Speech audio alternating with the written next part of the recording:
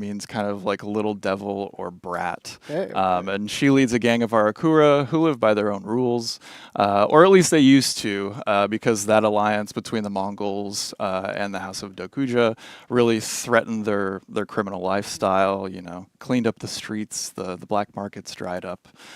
So yeah. awesome. So it's a Gaki summer then. Yeah. Yeah, exactly. You want to talk a bit more about what's happening right now with the Arakure? I mean, they're fighting to survive. So as usual, keep an eye on the lore orders.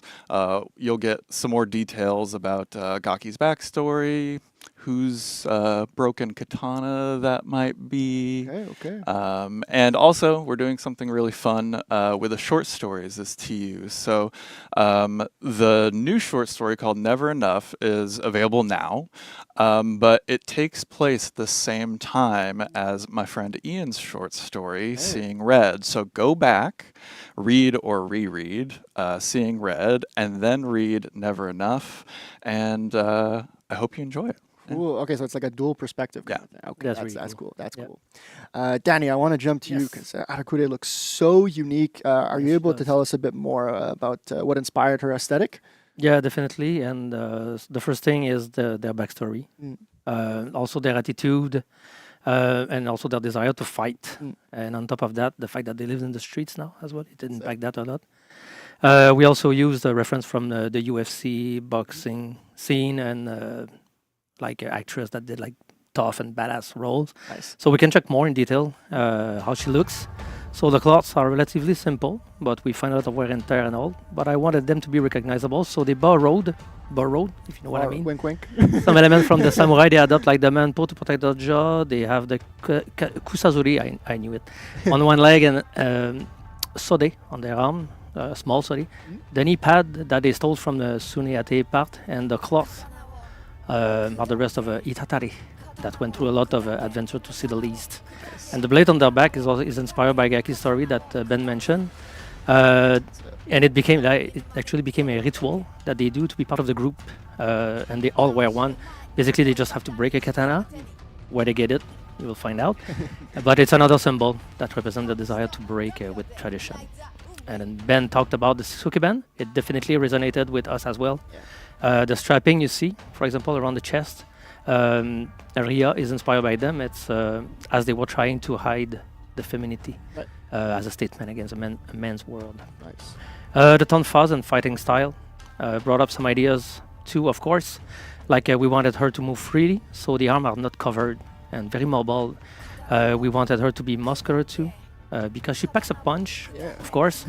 But have the muscle to support the hits she receives too, because you have people like Shugo or Lawbringer on the field, so it needed some meat in there, right? Of course. Yep.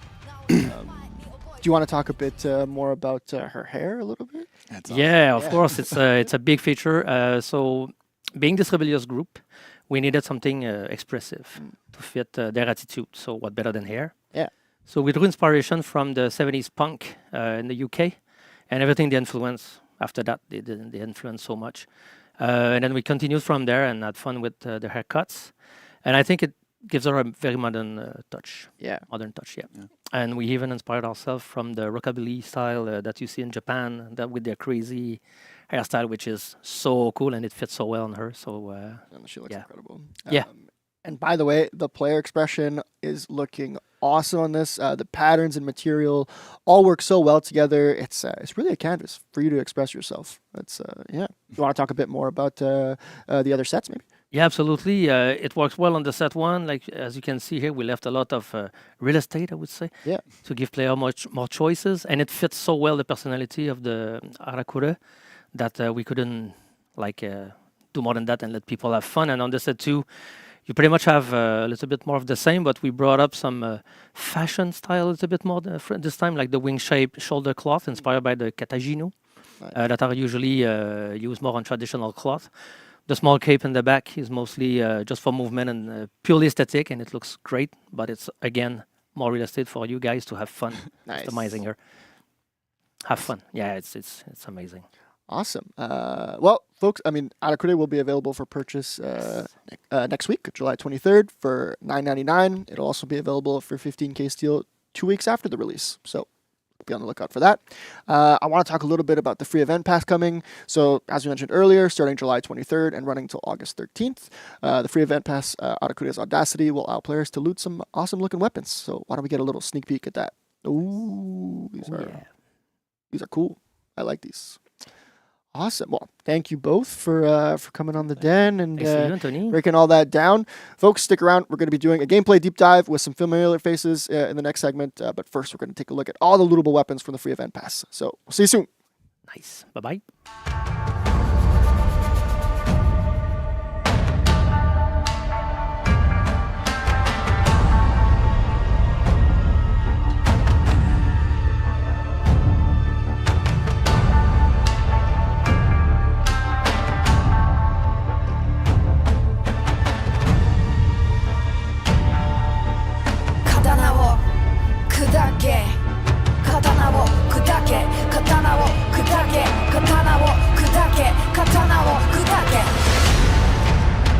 黒き見沼に生を受け名を知る前に覚えた痛み小さな手に神師と度胸で開いた運命身の程を知れたなら全て割ってやるよ争いの後傷跡残し反逆の道砕け生きるが罪なら死ぬまで有罪無視それが俺の掟目つぶし踏みつぶし何でもあり愚か者のラッド騒ぎ目つぶし踏みつぶし何でもあり愚か者のランド騒ぎ気の短さは手榴弾爆発寸前のこの怒り街に火花飲食そうか言い聞かせ近距離戦ドンバの衝撃重い一撃刀になんか頼らない俺のファイトは力強く荒れ狂う嵐の中笑い飛ばせ堂々と荒れ狂う嵐の中笑い飛ばせ堂々と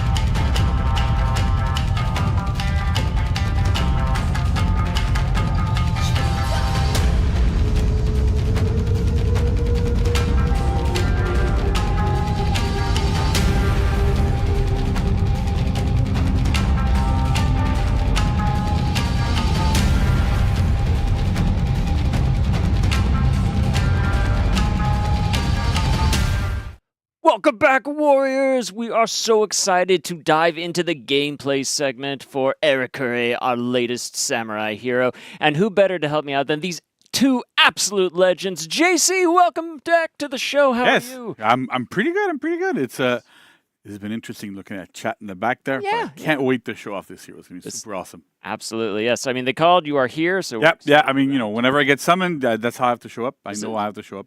It's like a bat signal, like and then I just like, JC, and I come running. The JC signal, I like it. All right, amazing. And on top of that, we also have Costa. Yeah. Costa joining us back on the couch. How are you doing? I'm doing good. I'm really excited to show ARAKURE to the world, so... Nice. Yeah. Well, now's your chance. Now is my chance.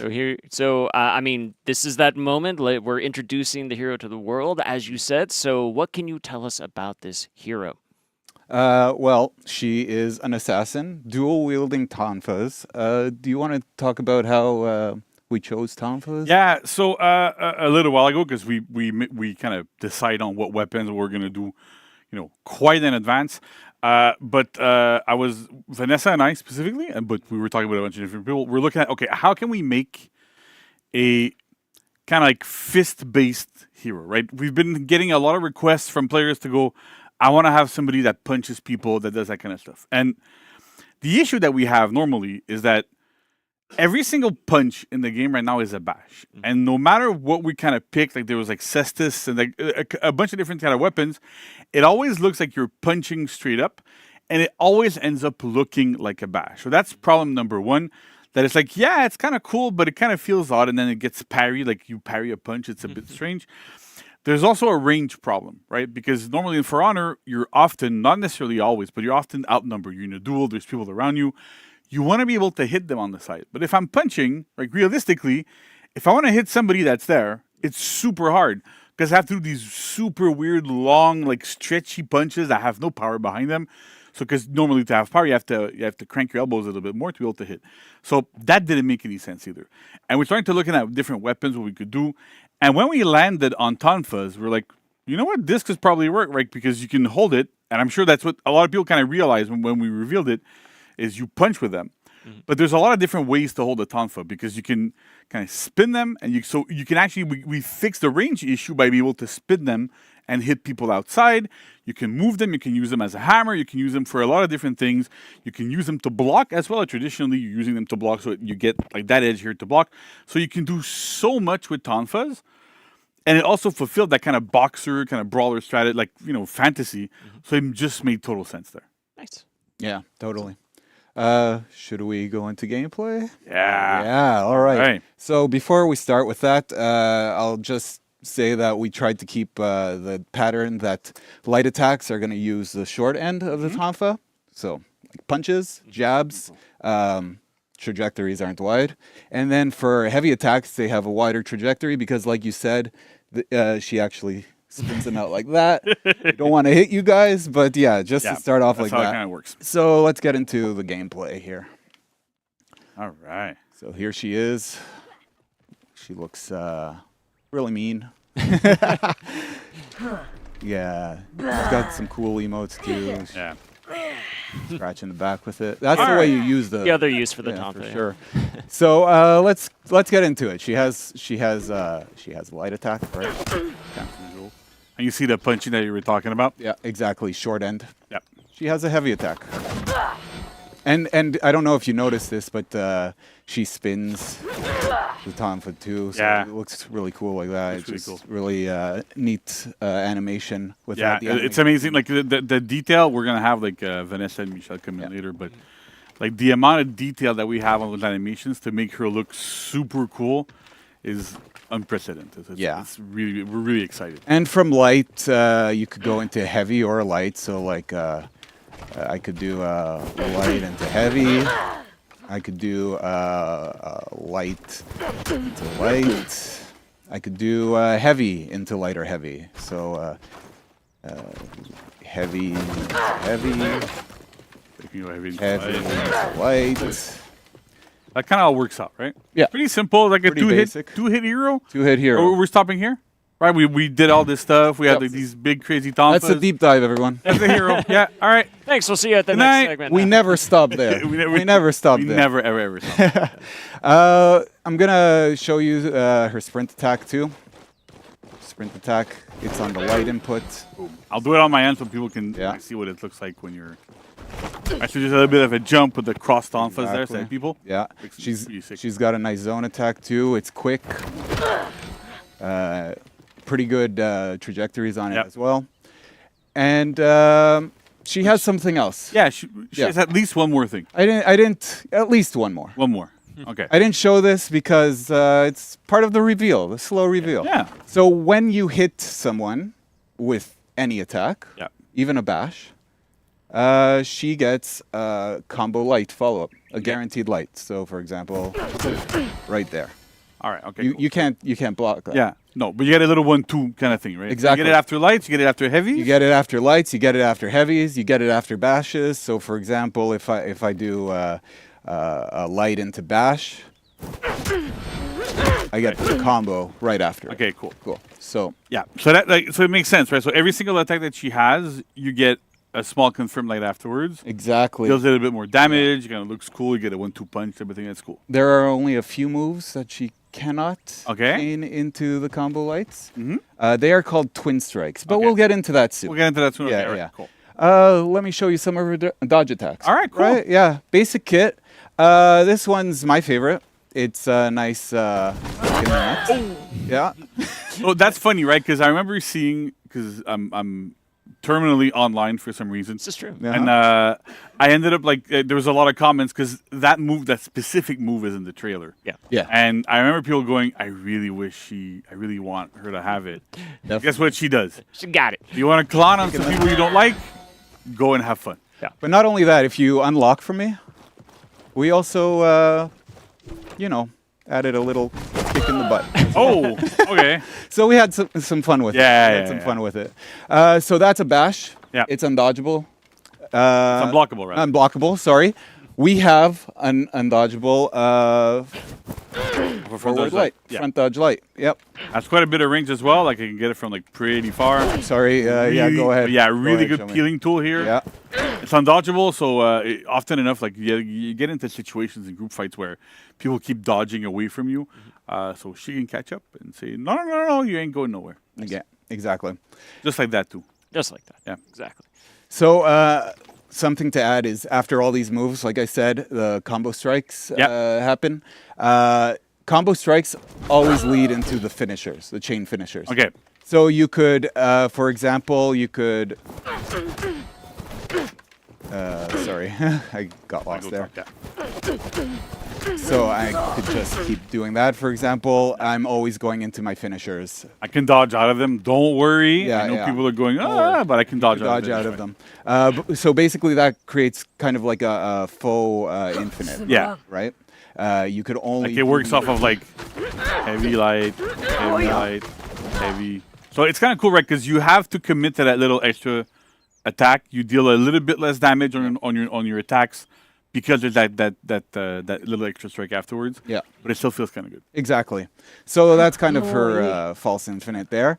I mentioned twin strikes. And Yeah. the way that you could think of this is that twin strikes are true finishers to her moveset. Okay. So anytime I do a twin strike attack, that's the end of my chain. That input can be done at any point in the chain. So if I open, I could go into my twin strike attack, end the chain like that. So how do you do twin strike attacks? Because you've shown me everything now, and now I'm You know confused. everything. Yeah. But so I had to create other inputs for Oh, the twin okay. strike. So to enter twin strike, you basically enter your chain, and then you press back on the left stick as well as your input. So light, heavy, or bash. Okay. So let's start with the light. So I'm gonna go light into the twin strike attack. Okay. And notice how she attacked with both tonfas there. Is that why it's twin strike? That's why. That's Well, why. Yes. It's Like again, the narrative team Yeah. is showing their pure genius yeah. here. Love it. And Like did a people great job looking with at that. stuff and going, you know what? This is twins. Exactly. Yeah. So we got the twin strike light that I showed you. This is a 400 ms. It is enhanced. All That's her scary. all her lights are enhanced except for the combo lights and the opener lights, by the way. Okay. So it is enhanced, and there's a dodge cancel after. Oh, okay. Yeah. So for example, Show me. so I could do light into twin strike into my Okay. dash, for example. So what's also interesting to hear to see is that you just showed it.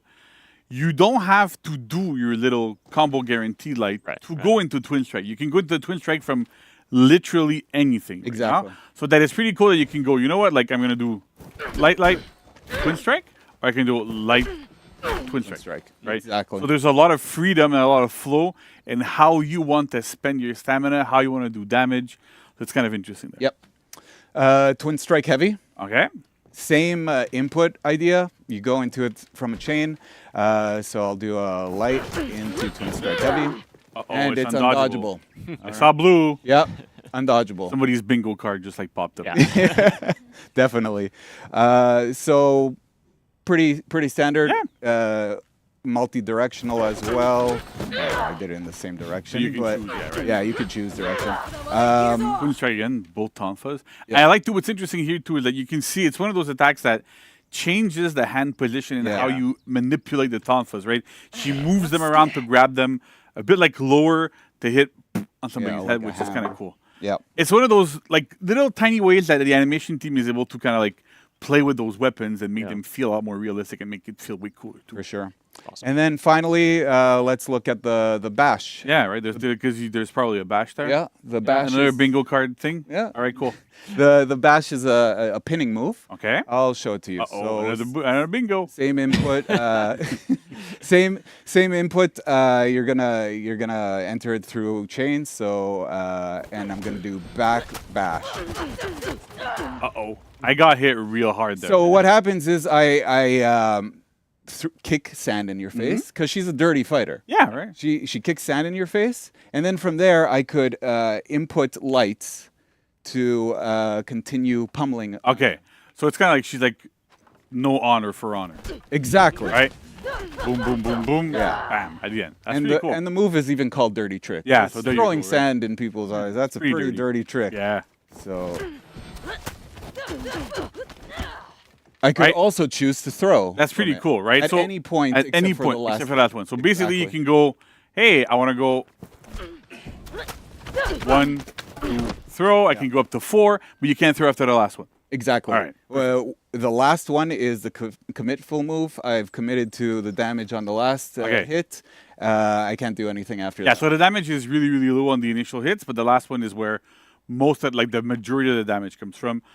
So that's like pretty cool. You get to choose what you want to do because you can still wall splat out of throw. Exactly. So off the throw, you could wall splat, land a heavy, potentially lead to more damage that way than just finishing the pummel. All right, that's cool. Yeah. So, well, the one thing we haven't shown yet before we move on to the another one more thing, because there's always one more. There's always one more. She has side dodge lights as well, right? We haven't Right, Really show yes, them. side dodge lights. They also go into. You Yep. can combo them as well. Exactly. Side dodge light, pummel, and hit people. Hey, I'm gonna kill you. So yeah, so it works really well. So there's that. But then there's something else that we've seen in the trailer. Yeah. And I've seen on chat before, because sitting in the back, I like to chat 'cause people were wondering. 'cause that's how I know how to get summoned, right? Sure. But people are wondering, like, it says strike meter. Yeah.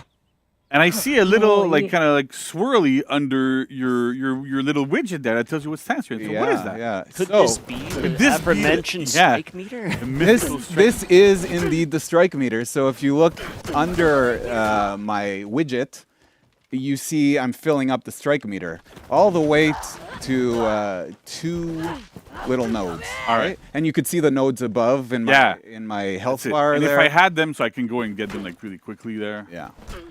Look on the wrong screen. That's good. Yeah. So you got the first one there. And the second There you one go. there. All right. Yeah. So basically, this is a new mechanic. Yeah. This makes ARAKURE really unique. What happens is this strike meter has thresholds levels, the 2 dots that you see. It has 3 levels. Okay. The first one is called idle. And the way this works is it's just the base moveset. Yeah. What we've shown you up until now. There's still some more surprises there, but up until now, that's exactly what you right. get. So you get those 400 lights, you get the undodgeable heavy, and you get that kick sand, dirty trick, and punch, punch, punch, punch, Yeah. and you go. All right, okay, cool. I don't know if you noticed too, the strike meter also depletes. Decays after time, right? So after you don't do an attack for 10 seconds, it starts to okay, deplete. let's go down on the map. You could also pause the depletion by getting blocked or blocking and hitting minions. Okay, so basically you want to be super aggressive because it progresses that mythical strike. Exactly. She's a very aggressive But hit. what does it give you? Because I mean, yeah, it's cool. There's a meter. Yeah, cool. I can see my combo. count and Yeah, I everything, but only what does it talked give you? about the idle level. Right. So Idle, yeah. The next level is called onslaught. Oh, that sounds like. And scary. what happens with onslaught is, let me get to onslaught here. is her twin strike attacks. Remember the 2 hits there? They become armored. Bingo. So armored light, and then Heavy. armored heavies, Cool. and You're gonna get what else? You Uh, get armor on that bash as well. you do. That's a good predicting there. But not only that, you also get a shield because it's a long pinning move. Yeah, here. I want to make sure you kept it. Yeah, exactly. Because it's a long pinning move, you're stuck in it for a while. Yeah. So we also give you a 70 HP shield, Okay. so that you could be in a team fight and withstand a few hits. And yeah, and you take armor too, right? So you gain armor while you're like, punching, Exactly.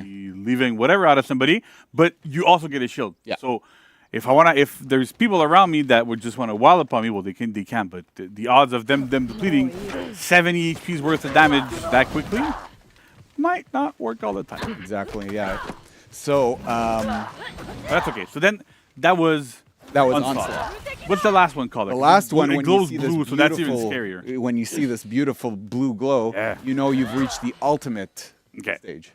So I in wonder what ultimate means. Ultimate means that on top of the onslaught properties, so armor, you also get unblockables on those. Okay. So show that to me because I'm a bit scared.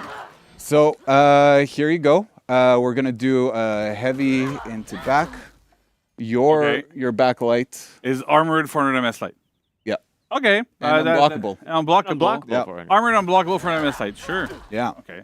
Oh boy. That sounds nice. Yeah. And dodge cancelable afterwards, right? Dodge cancelable. Okay, cool. Yeah. But then, so now I'm scared though, because did you mean that everything gets unblockable? And it yes. keeps what it had before? All the twin strike moves get unblockable. So what happens with the heavy? Well, the heavy gets unblockable too. Uh, Like you see? so is that unblockable, undodgeable, armored heavy? Yes. Yeah. Okay. Yeah. It is an unblockable, undodgeable, armored attack. Okay. How do you think the chat's doing right now? They're probably freaking out, which is Maybe a a good little thing. So, just to calm everybody down, because I'm sure I'm not seeing it, but I got a couple of nods from the back, so I can kind of see it. So, here's the thing: you to get all these properties together to create that absolutely crazy pressure, right? You need to get your strike meter to max. Yeah. So that's step number 1, which is not always the easiest thing to do. You have to get into a fight and have that maxed out. If you get into a duel and to get it maxed out, typically there's gonna be like 1 hit left or something. So it's not crazy impactful in ones. It's a bit better in group fights, but still. The other thing is that there's almost no range on that attack, meaning that like you can't just go backlight into or like whatever into it because there's basically 0 range. Yeah. So like there's almost no range here. So you can't use it to catch people to do these things. So we really looked into balancing it. So the damage output wasn't insanely high, but also there's very, very little range. So you have to be careful when you use it. It's really for focused 1v1 engagements. That's where we wanted to go. So yes, it's super scary on paper and it'll give you good stuff. What I can tell you is that there's a lot of moments where you're actually better off doing the backlight, the dirty trick light, or not the I forget what you call them because twin strike light. Yeah, sorry. Strike light, Because that brings more and more and more pressure, right? The twin strike light because you can dodge cancel, you can front dodge cancel into an undodgeable light or into the bash. You can kind of cycle and keep that going and keep the vortex a bit as you want going through it, but you have a choice. Do I get a little bit more damage off the heavy but it ends here? Or do I go for that light and keep going and keep applying pressure? So there's an actual game plan here that kind of makes sense. That's super interesting.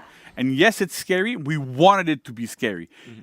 Getting to that strike level again is not the simplest thing, right? There's a lot of stuff going into it. You might kill people before you get to max and then it ends up being wasted. You have to work to get it to keep it full. So it's just overall, I would say give it a chance. I know it's super scary.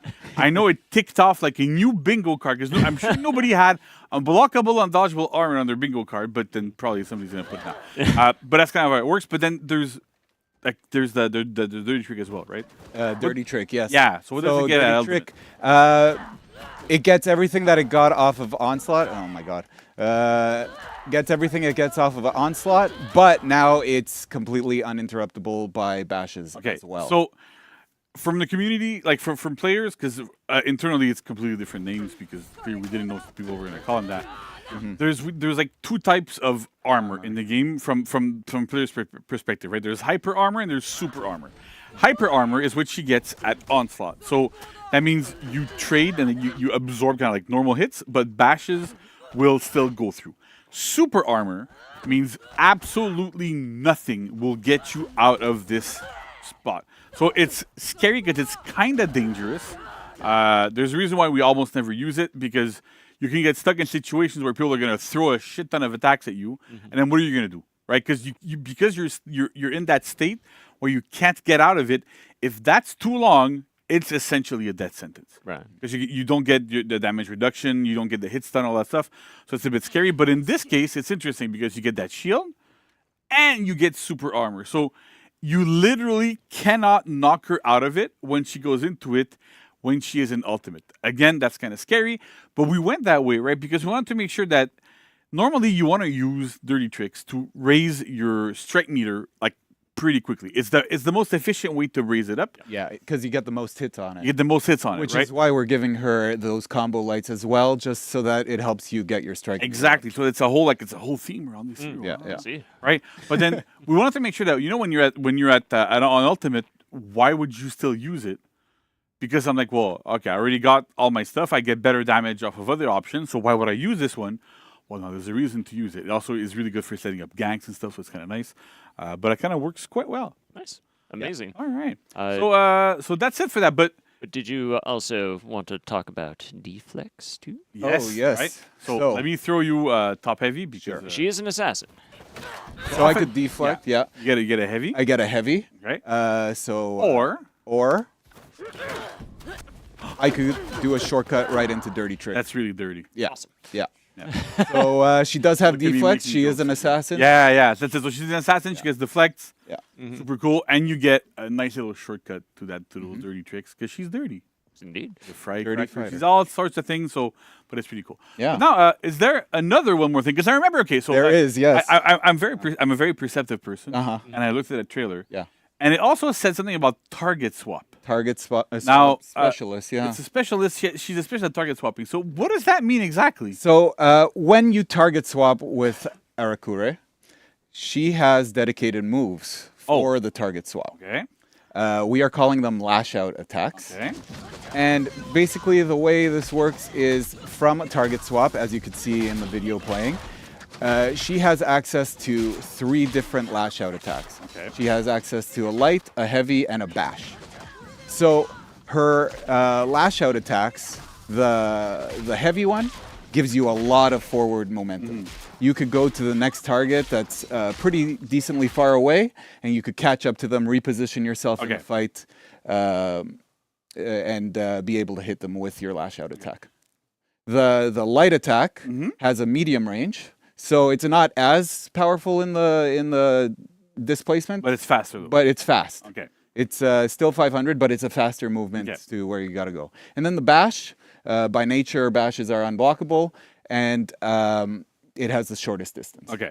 So Essentially, one of the reasons why we put this in, right, is, again, I have the tonfa here, right? But you have this weapon, and target swapping is something that, like, at some point you start doing in For Honor, and you do it with a lot of different attacks and a lot of different things. But then with this, it's like, well, how do I control group fights? Yeah, I can throw heavies, but the range is still a little bit limited. And we wanted to make sure that she had tools to handle being outnumbered. It also works really well with her lore and stuff. They're like, really scrappy fighters, get into a lot of stuff. So it's interesting to have that kind of function. So we looked at how can we make her effective in group fights? How can we make her feel good when she's outnumbered? And this is what it is, right? It's super interesting. The only other hero that has something remotely similar to this is Pirate. And it's limited to her gunshots, where if you land a heavy on somebody, do this right. I'm gonna get memed on again. That's gonna be awesome. But if you land a heavy on somebody with Pirate and then you target swap her gunshot, Pirate does the version that she gets when it gets blocked or on miss or whatever. So we kind of were able to reuse that tech, at least on the gameplay side, to make sure that she had different options whenever she target swap. But there's a couple of rules to it, though, right? Yeah. So, for example, if you target swap and you do a lash out attack and it misses, it does not make contact in any way, you cannot chain from it. Okay, and you need to make contact to be able to do lash out attacks as well, right? Yes, exactly. So I can't just go like with a light, target swap, and lash out to somebody else. Exactly. I need to hit somebody. Yeah, there's always got to be contact before doing a lash out. And is there one more thing to do with those? Because there's always one more thing. There's always one more thing. All right. Yeah. Like 10 more things. Yeah. I just want you to know. Yeah. Lash out attacks scale with the strike meter. Ah, okay. Yes. So that means that at onslaught level, they become armored. And at the ultimate level, they become armored and unblockable. So All right. it's really, she becomes a really great peeler. She becomes really hard to stop in this team fight scenario. Basically, you have to parry her if she's throwing lights. Exactly. Yeah. So That's really cool. I remember when we were playtesting this hero, like, for a while, I used to love getting into revenge and just going, hey, there's 3 people against me. You're all going down. Yeah. And it worked really well. It was super cool. So it's a really rewarding feeling for getting the strike meter up. Cool. It's a rewarding feeling for putting in that effort, and it's a lot of fun. Target swapping isn't the most easiest mechanic, but this is a great hero to learn it on. It's a great hero to practice it on, and up the For Honor gameplay. Yeah, exactly. Cool. Yeah. So I think, that's it for Fight Kit, right? But she has feats too? Yeah. All right. Yeah. This hero has... Roll the feats like video. all the others. So her first feat, it's called Against the World. Basically, when you do a lash out attack, you get an attack boost bonus of 10% for 5 seconds. If you do another lash out attack within that 5 seconds, that duration will reset, so you could keep it going. And if you don't reset it, then the cooldown is 10 seconds for it. All right, that's cool. So then there's a second feat, right? Yep, second feat. Insolent Shout. This is an AoE attack debuff on your enemies. Sounds simple enough. There's an extra level to it. This scales with the strike meter as well. Okay. So at the idle level, it will give a 10% debuff on the enemies. At the onslaught level, it will give 20% debuff. And at the ultimate level, it will give 30% debuff. Oh, okay. So you want to keep up, you want to pop it when you're ultimate. Yep, that's the biggest bang for your maxing buck. for it. Yeah, and it has a 2-minute cooldown. Okay. Her feat 3, because there's a third feat, Of course. called Walk It Off. This is basically a self-heal for Arakure. And again, this also scales off of the strike meter. So at idle, 15 HP. At onslaught, it's 30 HP. And at ultimate, it's 45 HP. But it doesn't just heal. No, it doesn't. What else does it do? At every level, it also cleanses. Okay, but are you talking just, hey, I get rid of bleed and fire? It does do that, but all negative effects. Oh, okay. Yeah. Okay. All It's negative. like what Centurions do tier 4. You Exactly. get a bit of that cleanse only on yourself, though. but Exactly. still, okay. Yeah. On yourself, it's a single target. But it must have a pretty big cooldown. if yes, it's like we that gave it a strong. 3-minute cooldown. Okay, so you can't just constantly just go, hey, I'm getting rid of corruption. Yeah. Yeah, okay. You really have to choose. Am I doing this for the heal? Am I doing this to The cleanse, and okay. All right. It's, you line up things, yeah. Yeah. Cool.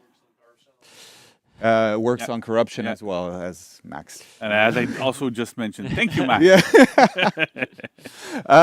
And finally, she has a feat 4. Yeah. This one is called Gang of Outcasts.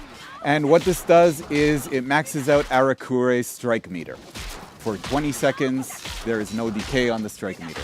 But that's not all it does. It's an AoE effect that buffs your allies as well. While the 20-second duration is going on, your allies will get enhanced lights, they will get armored heavies, and they will not, attacks will not cost stamina. Okay. Jeez. Yeah, So basically, they become like killing machines just like she is. exactly. Awesome. Yes. All right. Yeah. That's pretty cool. So That's- that's awesome. That's by the way, I love the way you presented that too, because it almost implied that what if there wasn't a fourth feat? But we definitely had it, so it's good. There was. Of course, There we was. did one. Unbelievable.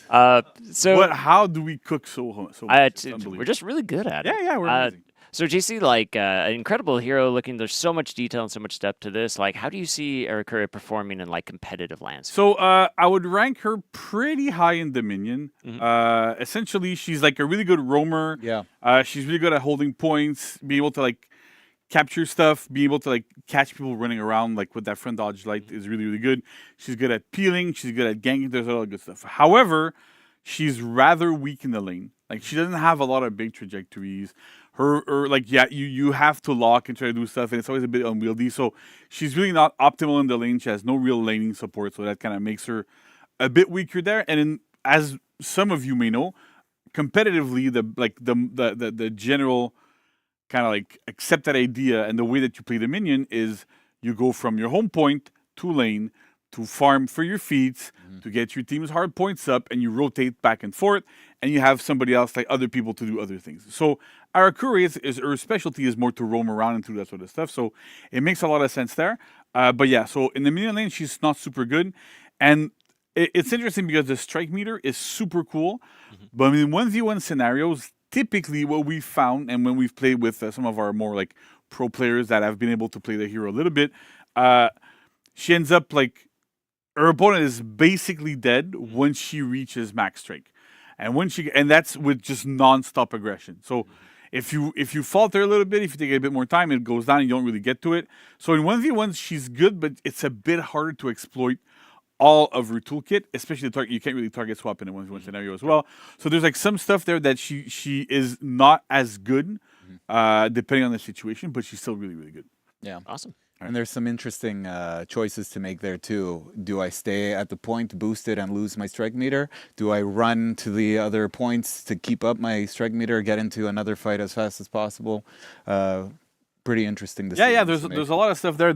We wanted to make sure that this hero had a lot of decision points as to like even just her flow is like there's a lot of options in and out. Do you want to keep going? Do you want to stop? Do you do your combo lights? How do you spend more stamina?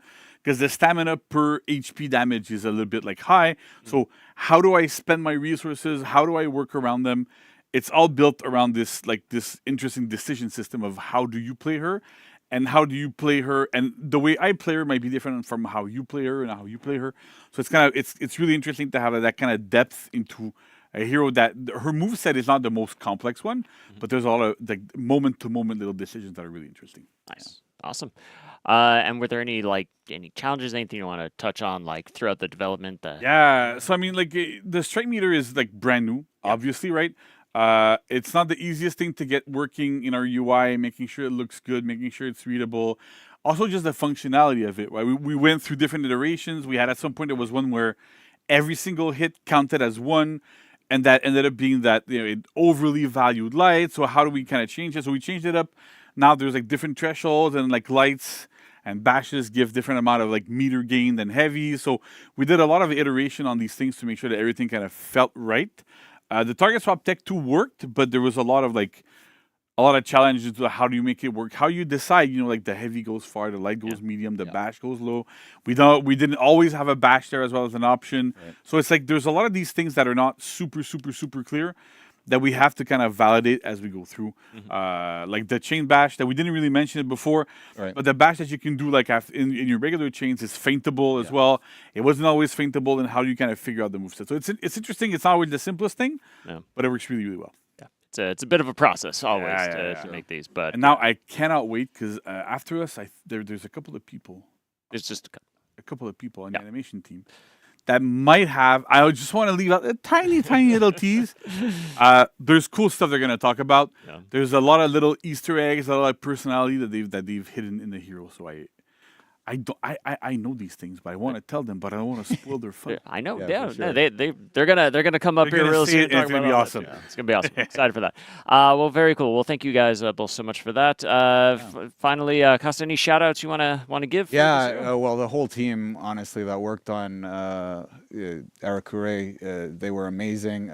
Michelle, the other Costa on the design team. Because we have two. Yeah, we have two.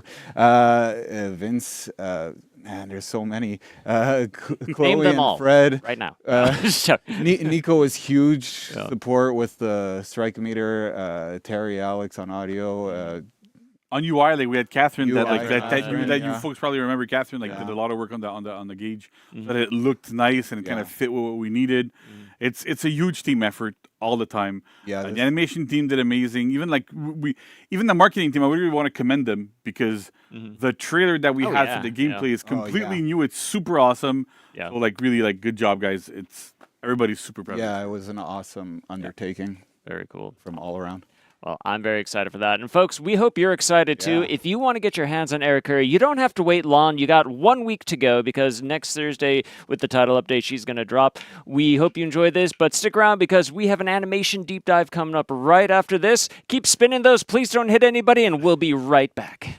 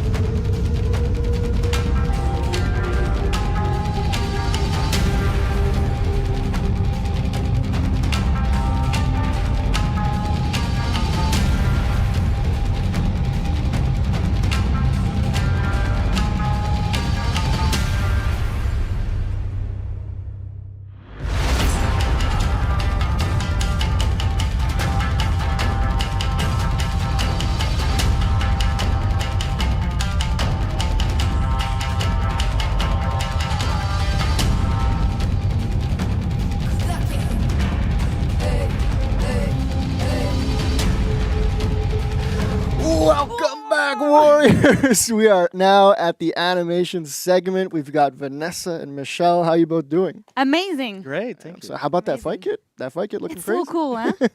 Word, you know. looking so awesome. Yep. Vanessa, why don't we just jump right into it? ARAKURE looks so badass. Could you share a know. bit more regarding the direction of her animation?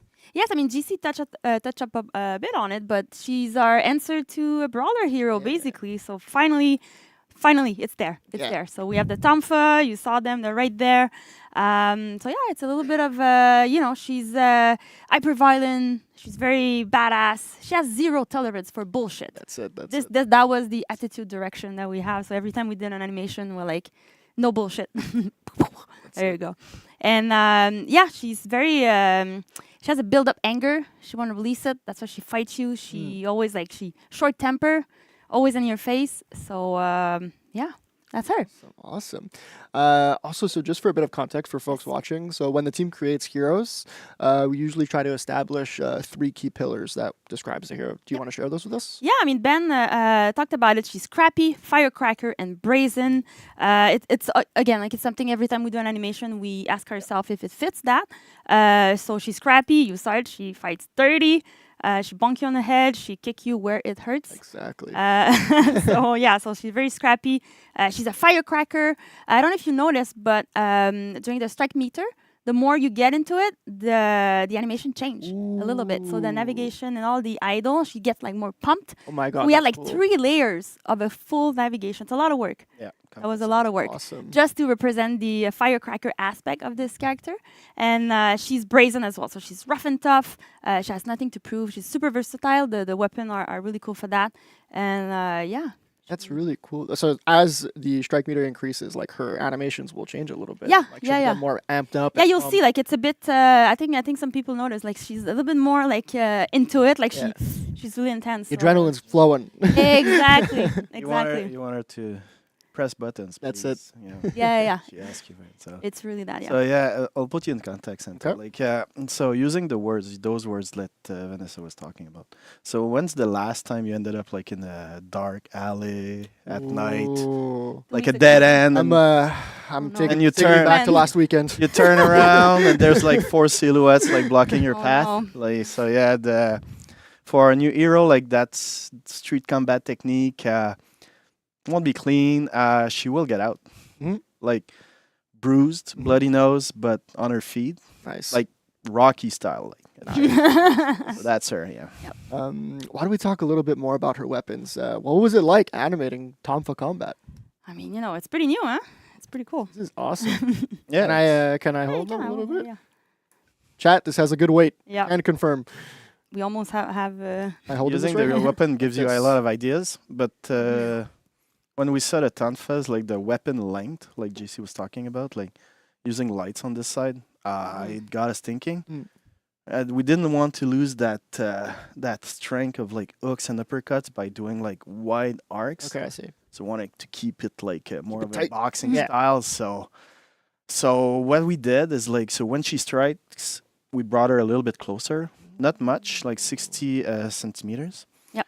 So it doesn't seem like much, but the added pressure, the feeling feels good, and it's just a little bit more grueling for the victim, like being Yeah, she's in your being grill. that close Yeah. in your face. So Yeah. that fits the character a lot. Yeah. She has a short range. So we needed to bring her closer a little That's bit. it. That's Yes. it. Super cool. And yeah, at the end, like we just like up, pop back, jump back to create that separation. It works pretty well. Yeah. Nice. That's awesome. Also, one of her core features is her ability to target swap really rapidly. Could you share about a bit more of the intention behind this gameplay mechanic regarding the animation? Mm. Target swap in ForHonor is an advanced way to play the game, and it's in ARAKURE'S toolkit. So yeah, first off, I had to surround myself with bots, doing all the angles. A lot of And- controllers. Yeah. That's it. Yeah, it was something to test. But when the first thing we noticed when we implemented it is that we could bring that further. Yeah. Like it felt weightless a little bit, like Mhm. teleportation feeling, Okay, I see. and didn't feel like grounded and like that's she was thinking. She was teleporting more. Mhm. So and since we're using pose matching and motion matching as a core tech in ForHonor, we felt we're getting away from the animation direction. Okay, I see. So yeah. Yeah, she's not weightless. Right, She- right. We needn't weight. We needed her to. So yeah, we wanted Ground her us. to push off with weights, stay in control, that it belongs. So the gameplay team built a nice tech that I could trigger animations on the sides and the back, and pick the animation I want to use. So while doing target swaps, so works really well. A tech that will find more usage For sure. in the future for sure.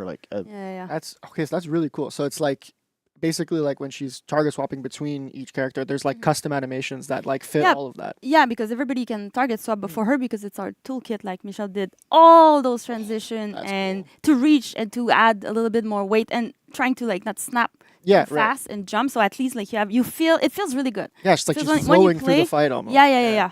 I wish everybody was as smooth in the target swap, but for her, I mean that's part of her kit, Yeah. so we We put pour a little bit more effort. love. Yeah, It was It looks incredible. looks great. Yeah. worth it, yeah. I want to talk a little bit about this. Word on the street that she's got a pretty cool face off screen. Do you want to take a look at You heard that? the rumor. Yeah. We had a lot of ideas, but we went with the spit in the face. There you go. Face off. So you haven't fought her already, and she's already like spitting on The you. first thing you see, That's you're gonna. That's So and then a lot of personality. We love Little doing that. animation, yeah. Yeah, we love doing that. Adding a little bit of personality and those little animations. For sure. I think it's really cool. One cool one as well is the ledge. When you're near a ledge, the character look down a bit. Before her, she literally squat. Oh, and that's she looks so down on badass. you, right? It That looks so is cool. sick. On Duran, yeah. we added a little bit, like he opened his arm, so he's really dominating the battlefield. For her, I think the crouch was, I think it fits her. Yeah. We loved it so much. We made an emote out of it, so just for her. So it looks pretty cool. It's really in character. It's so awesome. It looks great. Yeah. Do you want to talk a little bit more about the pummel move? JC was teasing this a bit earlier. I Yes. think there's some Easter eggs with this. I mean, it's something that we've done with Duran. During his pin move, he has a special realization again, Hatun. Yeah, where he's like, Yeah, exactly, because he doesn't like her. There's Yeah. a whole narrative thing about it, and she also has a lot of background. And Yeah, her promo is a bind has a lot of realization, Yeah. like a lot of inputs you can press. But we went a little bit farther, and against a few samurai, the last hit will look different. Against Orochi, Shugoki, and Kensei. let's look at them. Yes. cool. So normal character, you bonk them on the head. Bonk. Bonk. You hear the sound already. Okay, I see it. But against the samurai that she despises, like she will uppercut them. And then if you end up like killing them on the last hit, like on any ending, you will create a new kill animation. Yeah, look at that. And the samurai faction, the Orochi, the Shugoki, and the Kensei will uppercut. And if you're well positioned, it will let you. Oh, that's awesome. Like a mini execution in that. Yeah, it acts as like Baby a, execution. as like a picture. Baby. Yeah, and it's again Orochi, Shugoki, and Kensei. She doesn't like them. They're two Yeah. honorable samurai. Yeah. That's it. That's it. So she's like, yeah.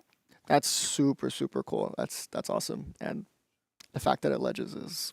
I mean, it's pretty the fire. little thing, It's the pretty ledge fire. is It's a cherry on always, top. yes. Yeah. When we see an opportunity, Yeah. jump on it. Yeah. Thank you so much for breaking all that down. Do you want to give any shout outs? Yeah, I mean, GC named the whole team, but Yeah. of course, everybody was a great help on animation team. Thank you, Michelle. That's a lot of animation on this. There's Nawel as well that help on the hero that work with Michelle a lot. Together. Yes, and Martin as well that did the execution as well for that we're gonna see soon. So great work, everybody. I mean, it Awesome. looks amazing. I can't wait. It's going to be great. Thank you so much for coming on and giving us all the insights into the animations. Folks, sit tight because after this we have a special deep dive into the modeling of our new hero. But first we'll be showing a compilation of all of ARAKURE'S executions. So check it out. Max, roll it.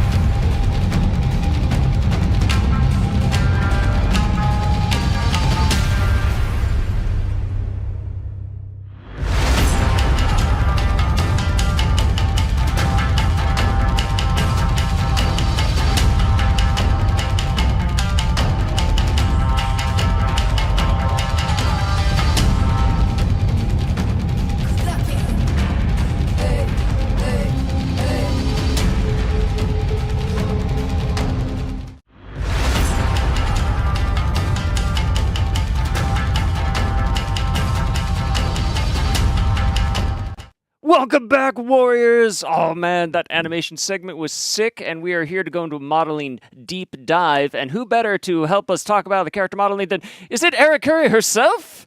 Kiara. I think she's called ARAKURE or something like that.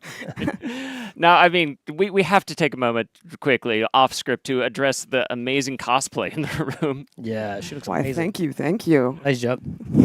That's an incredible look. How long have you been working on the fit? Well, I'd say as long as the character has been in all our collective minds. That's awesome. Well, you absolutely nailed it. So amazing cosplay. Thanks. Love that. And Danny, welcome back to the couch too.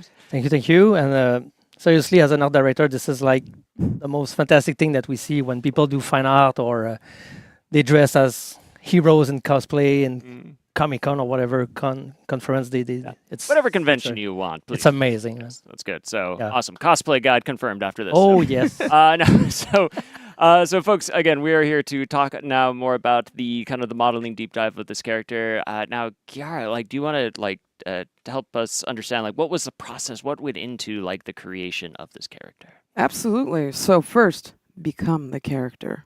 Be Okay, one step with Arakure. Yes, absolutely. But on all seriousness, my job is to reflect the character and who she is and their story and everything through how they treat themselves, but also their clothing. So who she is vital, especially for Arakure, which is a fierce, close-range fighter. She isn't afraid of getting hurt. She shows it through her scars. You can see new ones, old ones. Her knuckles are raw. She smudges her makeup. You can see it on her lipstick and her eye makeup as well. There's layers of dirt and friction through her clothing. There's rips. She gets in there and she's there to fight and get messy and get the job done. She's not there to look cute. She's there to look intimidating and fierce. I think you absolutely nailed that. And, you know, like, even from everything we see, you know, like, it seems to, like, tell a lot about her background, like, and her story more on that through the modeling itself. Like, what more can you tell us on that? Oh, yeah, absolutely. So her background is her story, too. You can see it in the materials, the pants, the robes. They're all materials that are accessible. Silks, suedes, anything too fancy really isn't who she is. Heavy woven materials where you can see the grain, how the cloth is woven together, the weight of the material, which rigging and animation did a major, like, exceptional job showing. The scratches on the metal, the paint chipping, the way that the fur is all matted and scrappy and not taken care of, but still has that like fierce, intimidating look on it. And like also the details that you don't think about, the handmade embellishments, the embroideries that maybe she did or the people around her to up that look, to give personality, which is something that she's very known for. And speaking of embellishments, my favorite part, the tattoos. Oh, yeah. Lily did Would you such look at that? an amazing job at them. Like, she designed them, and I had the pleasure, privilege, and honor to applying it on her body, making sure that every piece fits like her musculature, the way the flowers curve on her body to really enhance that like beef muscle look. The organic flow of Japanese design as well is super important. And players will notice that every single skin has a little change in them, and that we applied places where you guys can actually change the colors of the tattoos. Oh, yes. So we wanted to give you a version of that, but also a version where she has no tattoos. She's just raw and full of scratches and full of blood. Wow, that's so cool. Holy crap. I love it. There's just the customization there looks amazing. Like, all the work and all the details that went into that. It looks incredible. So, like, huge shout out. Like, great job on that. So, I mean, what would you say was, like, the biggest challenge in, like, designing this character? Well, not to go back on it, but the hair was really a challenge, but not because of what you would think, you know? Yeah, the haircuts are crazy and like full of personality, which is really what we wanted, is someone that's in your face and not afraid to be who they are. But it's the little details. It's every strand of hair that we had to place in. It's also where we want to put the color that you guys, the players, can choose. do we want it to make it look more natural, more crazy, like crazy neon dyes that cover the whole hair, the roots and all that. It was really like the placement of all those things were really important. And we wanted to give that natural badass look, but also keep her character where she's like, look at me, look how fucking badass I am. And yeah, sorry. It's what it is. Yeah, we get one F-bomb per stream, so you're fine. No Oh, worries. thank God. It's so cool though. Yeah, I absolutely love it. I always love like getting cool outfits where I can change the hair color for the characters. So excited for that. So amazing work again. Danny, anything else you want to like kind of add to this? No, seriously, Chiara did a great job, but I want to take some time to give some shout out to the Chengdu team that for the first time helped us doing characters. Wow. They wanted it for a while, and they jumped in the boat and did a great job. They did specifically the set 2 part of the character, and seriously, they nailed it. Wow. They look so great. Yeah, they did a great job at transferring everything, the concept to like the 3D, and yeah. So as you can see here, we showed that before. The player expression works so well on her too. So lots of options for you guys to have fun. So good job from the Chengdu team, because they did weapon as well. They didn't just do the characters. They did the weapon again. Oh wow, yeah. And they went through the same process we do for the characters. So they had to apply the backstory, the where they come from, the street vibe. So raw materials, and we have a little bit of modern stuff like barbed wires. To them. So I hope you guys are going to have fun, because they look really, really good. Yeah, amazing stuff. So thank you so much, Shane. Awesome work on that. Yeah. Yeah, that's so cool. So yeah, I guess after that, at the end of the segment, so we'll see all of these. Like we're gonna play a video so everybody can see like all the arm of the weapon sets at the end of this. So I guess like, are there any final shout outs you wanted to throw out there, Danny? Yes, but I'm going to start with Chiara. Yes. Yeah, for sure. I'm a bit intimidated right now. Well, the concept artists, the whole character team, modelers, textures, riggers, all of the people who took care of making her come to life as well. Yeah, not forgetting like VFX team, UI team, obviously the marketing team for all the visual that you guys saw during this stream. It's amazing. Anthony, good job on the gameplay trailer, man. You nailed it so great. It's amazing. And you, Mr. Nolan, thank you very much for having us. Oh, well, thank you. As usual, always a pleasure coming here. You're awesome.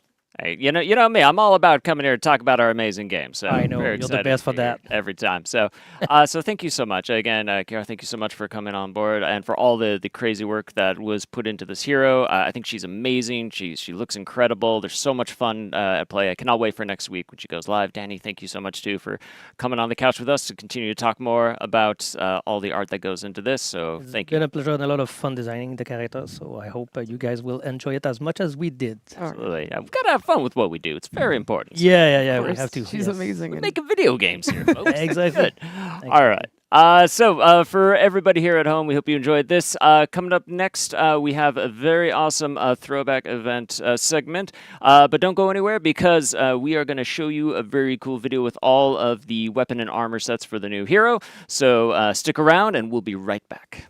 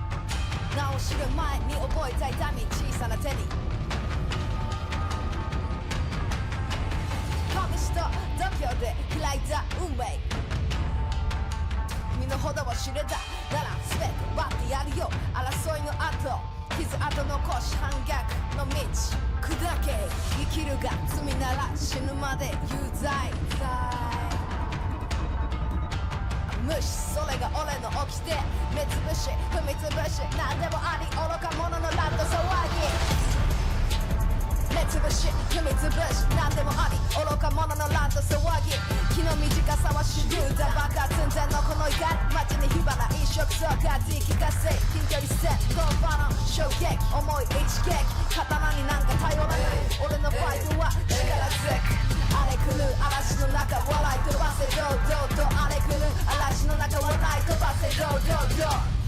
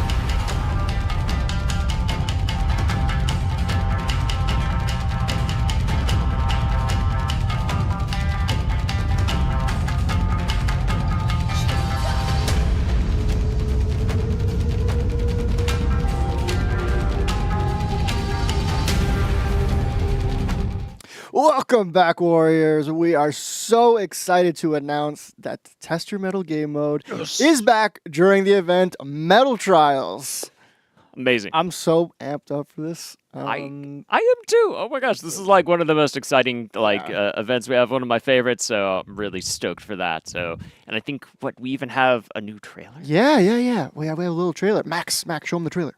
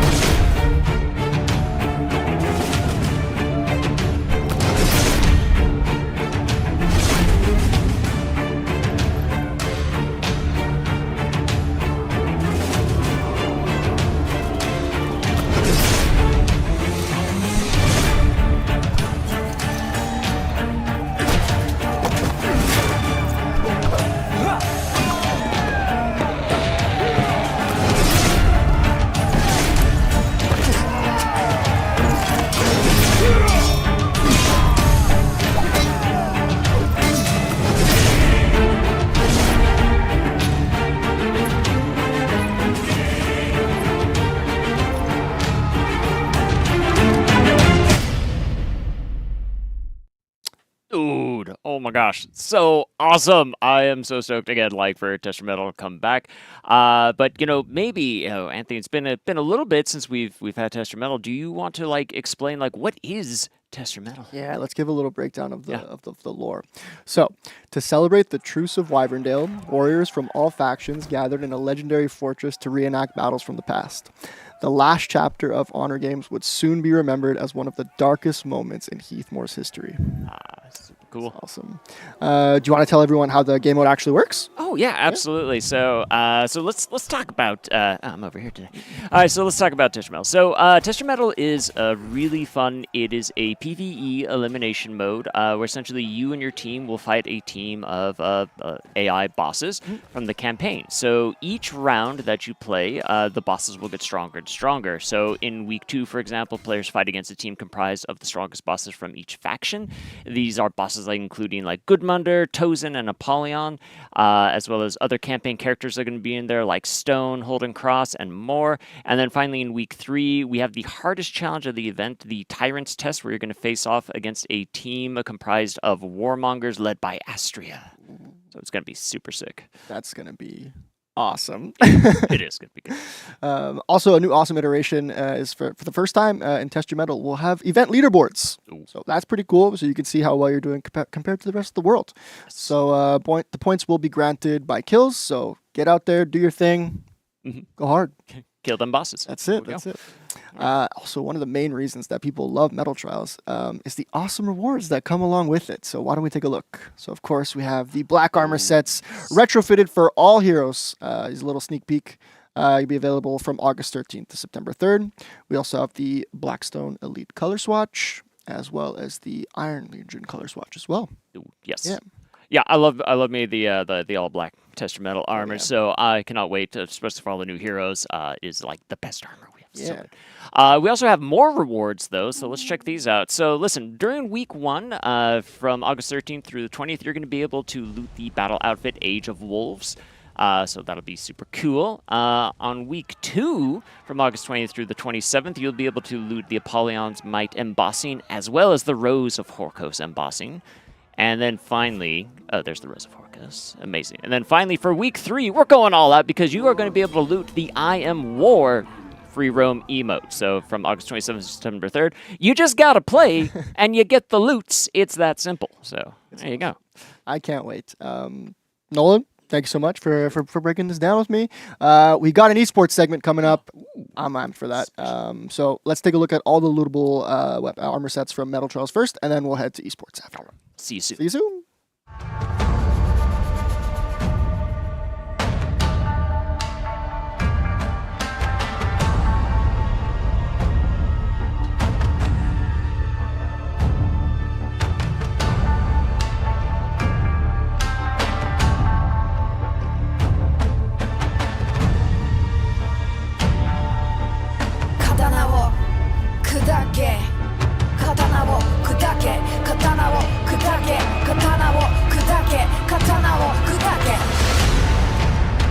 黒き見る間に生を受け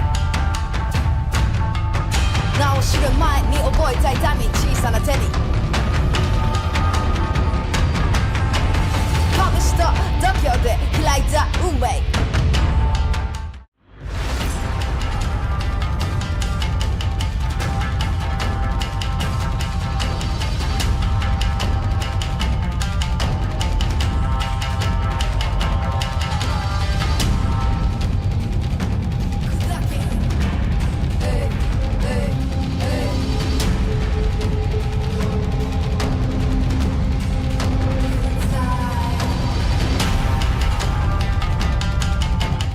All right, welcome back, Warriors, to the esports segment.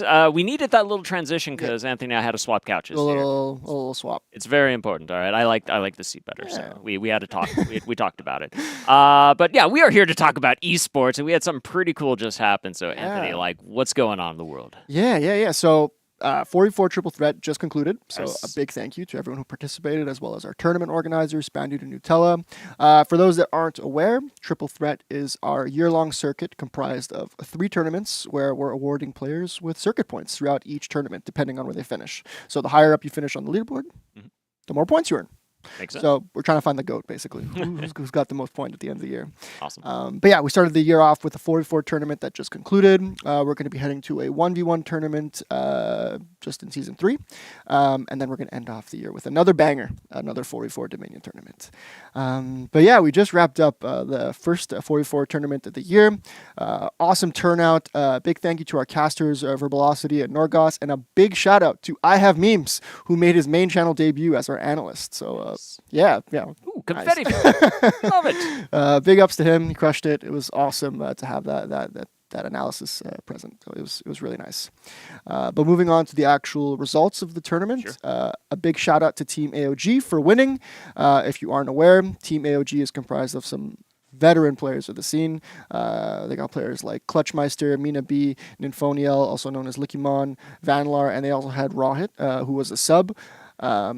But yeah, this was Clutchmeister's 101 tournament win, I think. Holy It's crap. nuts. Great job, Clutch. It's nuts. He's collecting the tournament wins like stamps, honestly. Nice. He's crazy. It's also Mina B's 3rd official Dominion tournament win, who I believe is only matched by Jarl right now. So that's pretty cool. I like that. But yeah, AOG winning with the bracket reset after being knocked into the lower bracket was really entertaining. All the teams gave an awesome show. It was super, super fun to watch. But yeah, they won with a dramatic 6-1 against Stormina La Ballerina. And for those that don't know, Stormina is stacked. They stacked roster. They got players like Blitz, Bingalations, Antonio, and Living. like it's crazy players. But yeah, a big thank you to the other teams as well who made it to the series final. So of course, Stormina La Ballerina. We have Leftovers and JK as well. Crazy. Wow. Those sound like some really, really tough teams to go against there. So awesome stuff. But I believe we also had another content creator who made their competitive debut. Is that right? Yeah, we did. So Raptor X on Team JK did super well, beating out Masters of the Onesiverse in the close qualifier to make it to the top 4. This is, again, an awesome feat because Masters of the Onesiverse had some incredible players. Like, it's comprised of Silix and Bean, who's a Dual Frenzy winner back in 2024, I believe. They have Topemine, who's also an incredible player and is always in the running for top duelist. And there's also EWOP, who won the Friend or Foe 1v1 back in 2024, 2025. I can't remember exactly, but like they're all like top players. So like the fact that Raptor was actually able to pull through with that with his team was awesome. He made some cool recap videos too, so people should check that out. It was awesome. I love to see it. I always love to see like more people coming in, more people competing. But speaking of which, you mentioned circuit points at the beginning of this. So where does that leave us now with the whole circuit points and the total for the year? Exactly. So yeah, we're still tallying up the scores, but you could expect players from these top 4 teams to be at the top of the circuit leaderboard, considering there's only been one tournament. But the circuit's really going to start to get spicy after the results from 1v1. After that, players will have one final chance at the end of the year to earn as many points as they can in the final Dominion tournament of the year. Nice. And see who the GOAT is. That's awesome. So I can't wait for that. And you mentioned so the next tournament's going to be a duels tournament. So what can you tell people about that? Yeah. So signups are going to be open soon. So keep an eye on our socials, the Battlefy as well. It's going to be in early season 3. But in the meantime, maybe some players to keep an eye on, if they're streaming, if you run into them in matchmaking. I'm sorry in advance, but, players like Blitz, Bingalations, Totemine, Bean, EWOP, Jarl, Kalid, all incredible players. Take notes, honestly. If you're looking to grind and get better at ones, these are the guys. Nice. Incredible. Yeah. But yeah, that's pretty much it. That's awesome. Anything else?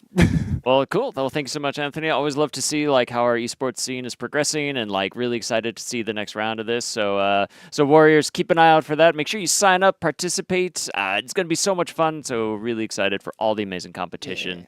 And folks, don't go anywhere because coming up next, we're bringing JC back to the couch to talk about balancing, and we have a special quality of life segment as well. So we'll be right back with all of that, so stick around.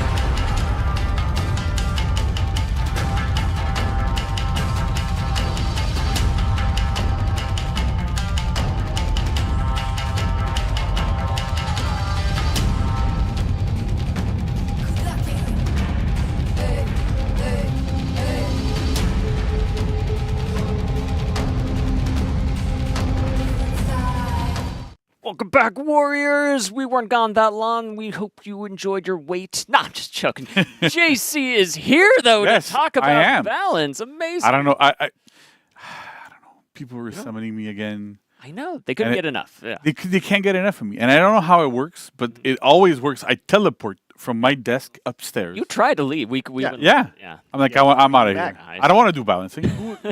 We don't need balancing. No, we don't. We're We don't. perfectly balanced. Perfectly as it is. balanced. Oh, okay, all right. I don't know. They ask for a lot of things. Yeah.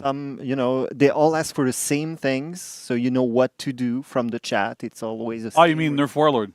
Yes, yes, this, yes. Jiren buffs and everything. Yeah, there we Yes. go. Okay. That works. Okay. Cool.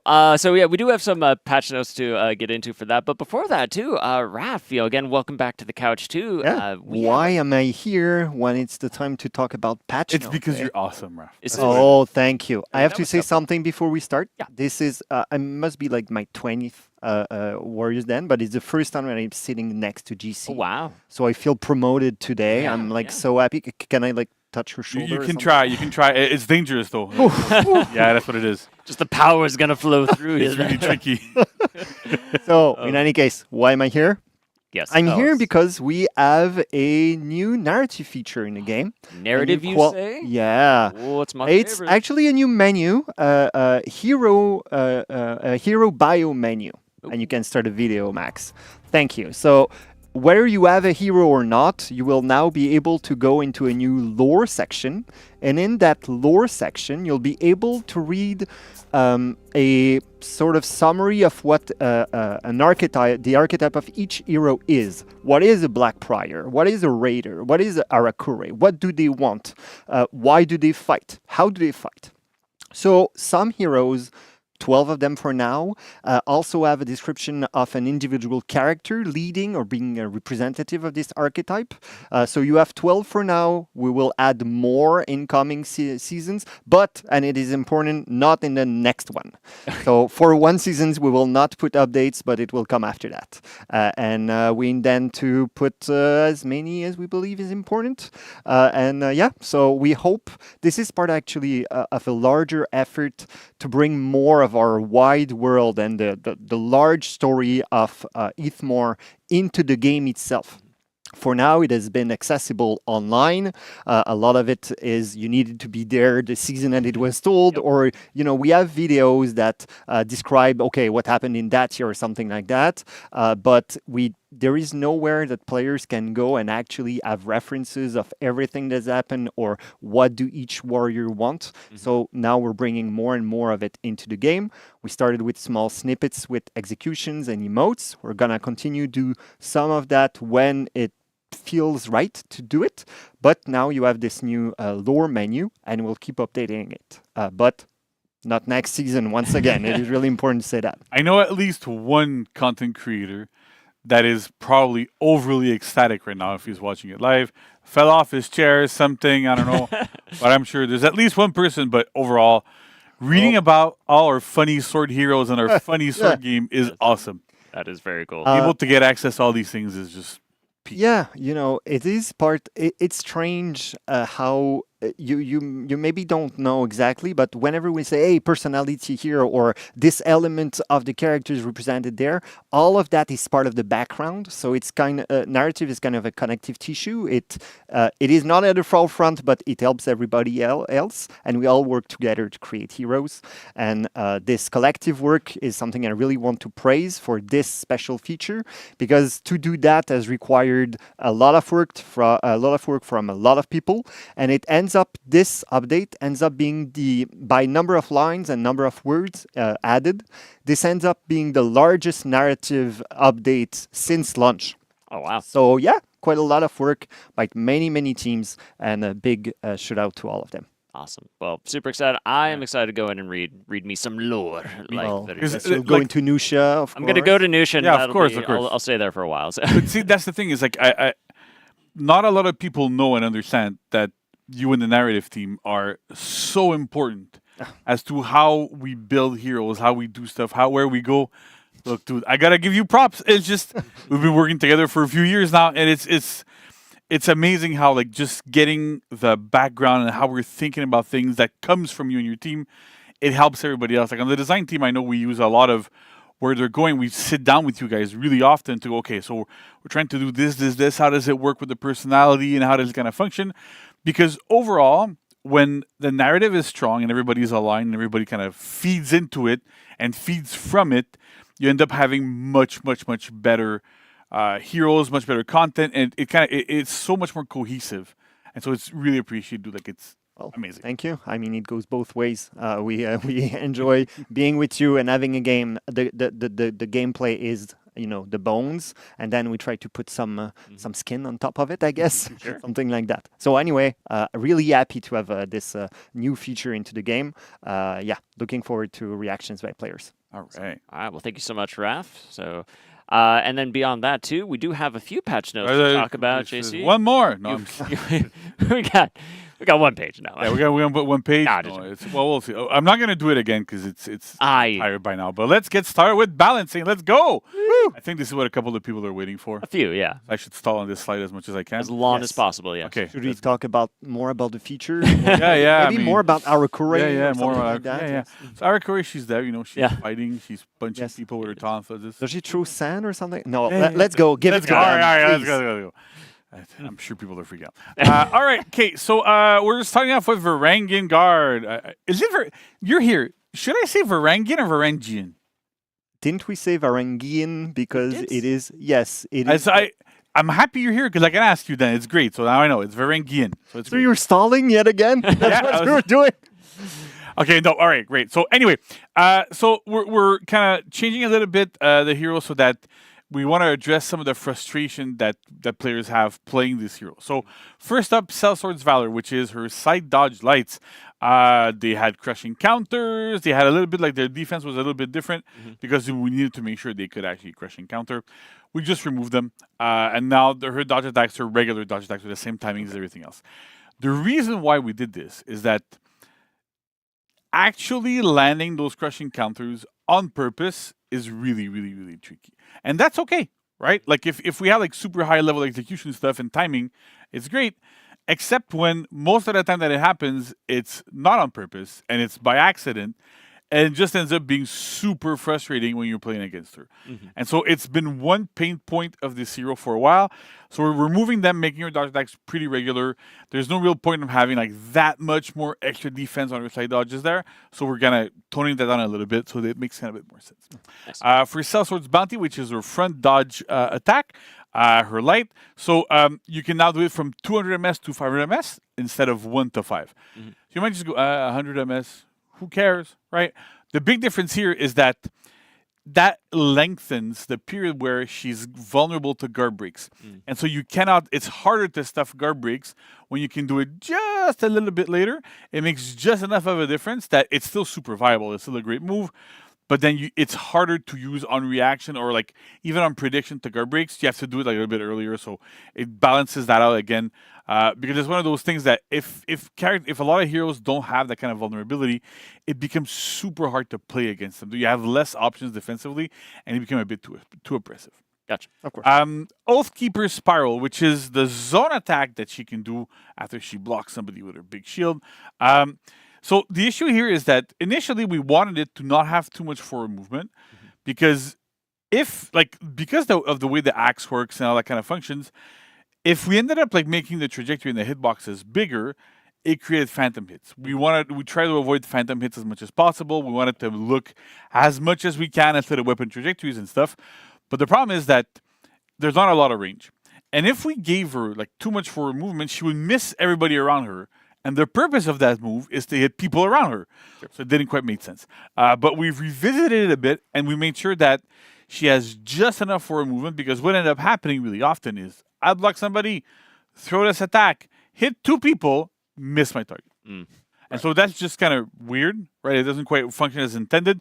So we made sure that she moves forward just enough to always hit the person she's locked onto, but still actually as much as possible hit people around her as well, so that it works good. Okay. The last thing that we did on Varangian Guard is we've reduced the ability, I'm going to read it because it's going to be complicated, to delay attacks that chains by 100 ms on every single attack that chains. So Light Heavy Opener, Allegiance, Charge, and Spiral, Yalder, Holdkeeper, and Sellsword's Bounty and Valor. So it might sound like it looks like a nothing burger of a change. Right? But the big reason why we're doing this is that she has crushing counters on all of her lights in chains.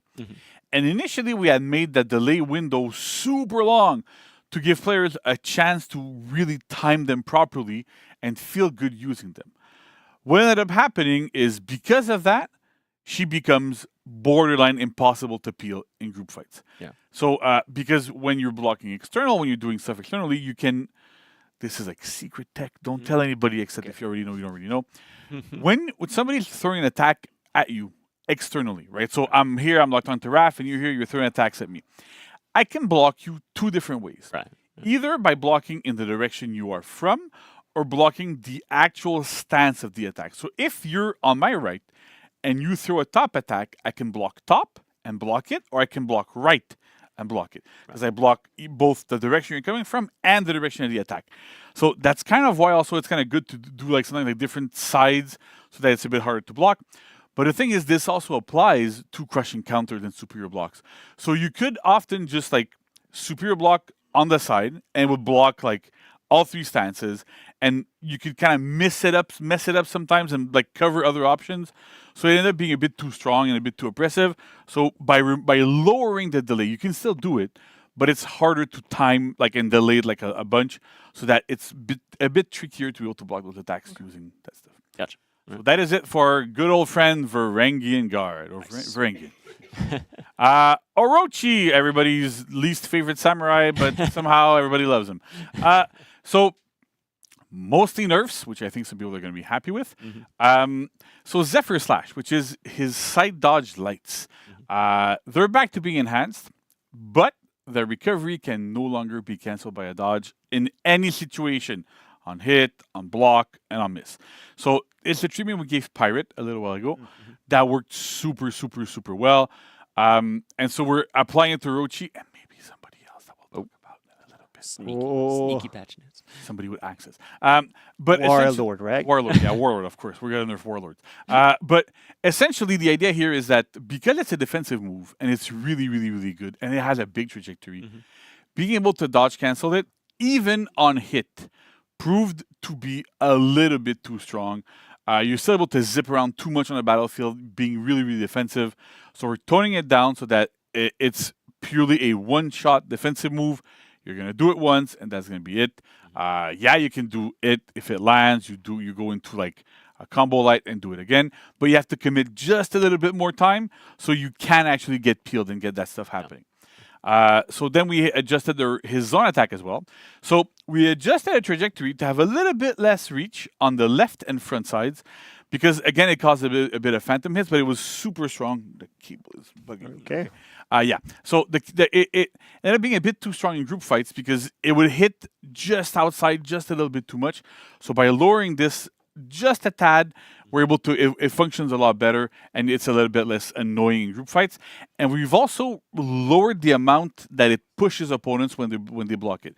That causes issues where if I throw a zone attack and you're there and you block it, you used to get pushed away just a bit too much to be able to effectively counterattack me. So by lowering it enough, you're going to still stay close, and you have less forward movement. You have to move a little bit less to be able to punish me and do what I need to do. We've also changing the input for Wind Gust, which is deflect attack. It's now on heavy. I know people are going, no, we're not going to do the old animation back. But essentially, like, we're putting on heavy because Orochi is one of the few heroes left. Like, unfortunately, Shinobi has it because it's on guard break and we don't want to do it. That can just dodge and hit a single button and get both the dodge attack or the deflect. That's an actual option select. Yeah. People use option selects in a lot of wrong ways. This is the right way. It's one input that does multiple outcomes depending on the situation. The game selects which option it's going to do. That's where the wording comes from. So that's an actual option select. So by putting it onto heavy, you as a player actually have to go, I deflected, I have to hit heavy, and not just I dodge attack. And if I'm lucky, I'm going to get deflect. Otherwise, I get my dodge attack, right? So we're switching it. We're doing that for pretty much every single hero.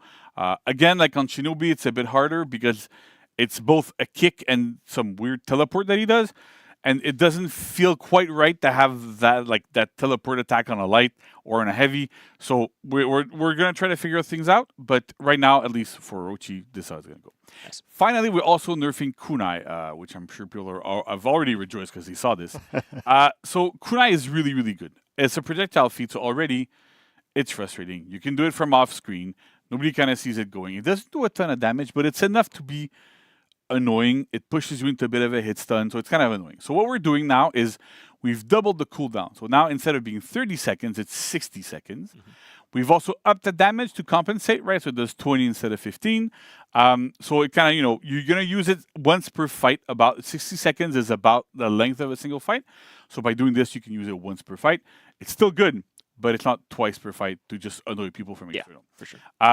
Then the time at which you throw the projectile during the animation when you activate the feat is at 600 ms instead of 4. So now, if you're locked on to an Orochi, you can technically, like a lot of people can, react to the animation and dodge the kunai. So that's part one of that change. Part two is that the recovery is now also higher. So it takes 500 ms before Orochi can do anything, whether the projectile hits or not. So now, if you're in front of an Orochi that you see through a kunai, you can do dodge attack and punish them.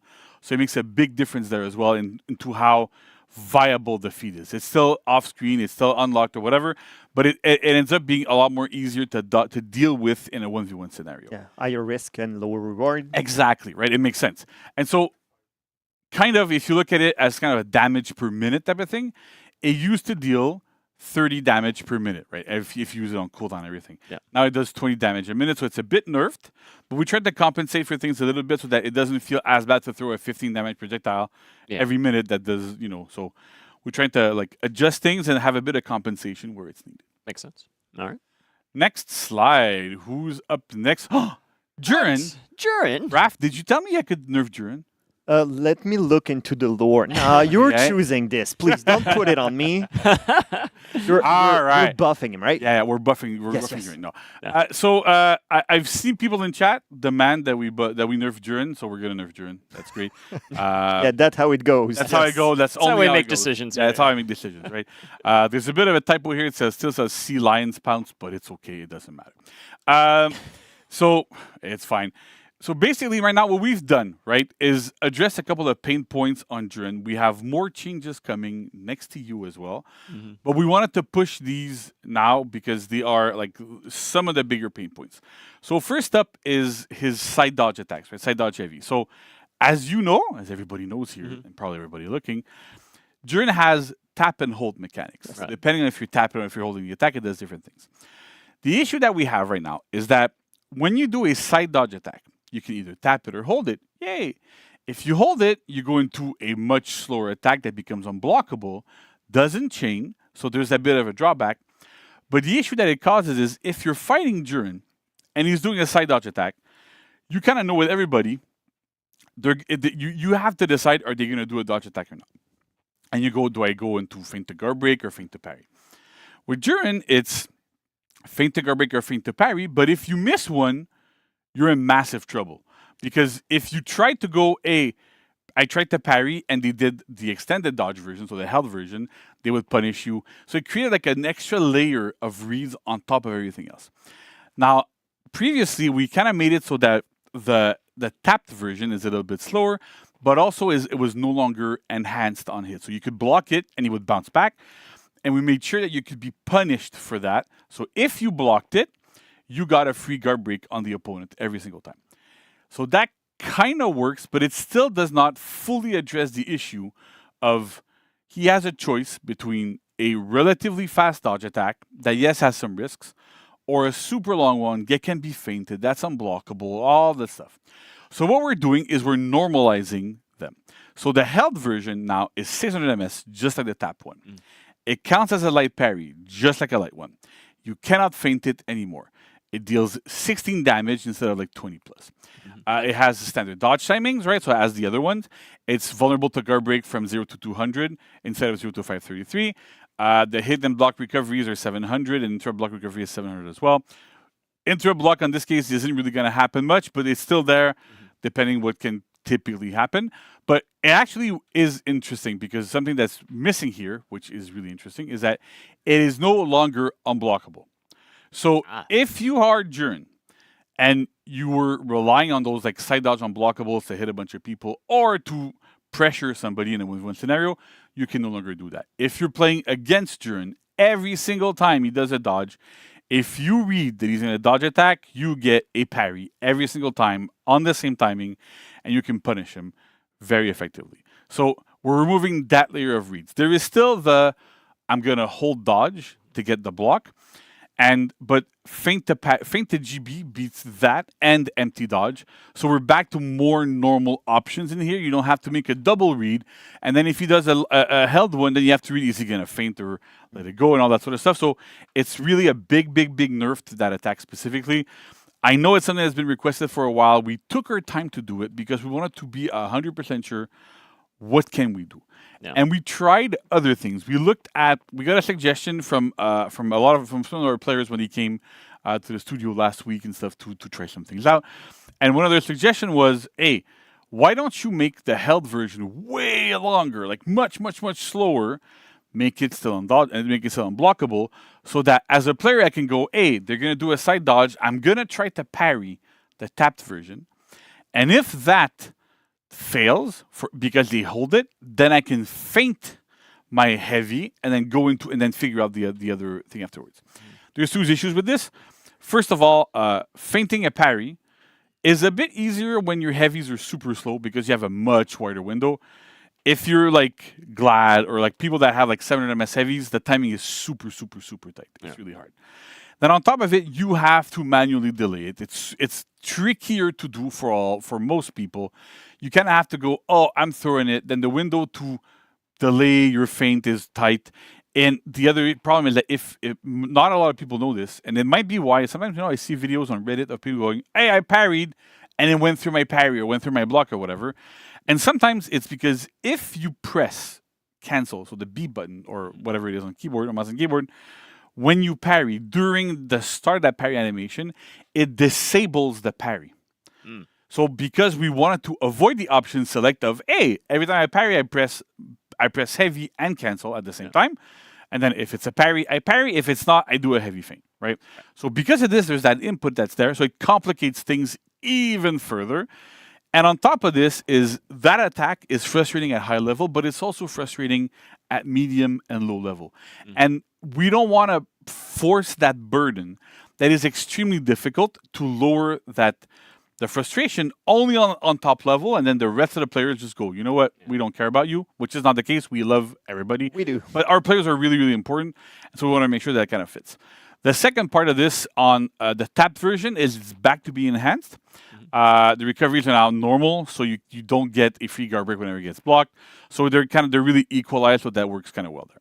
Yeah. So that's page one, because you see one of two. That's right. Is there a second page? Let's find out.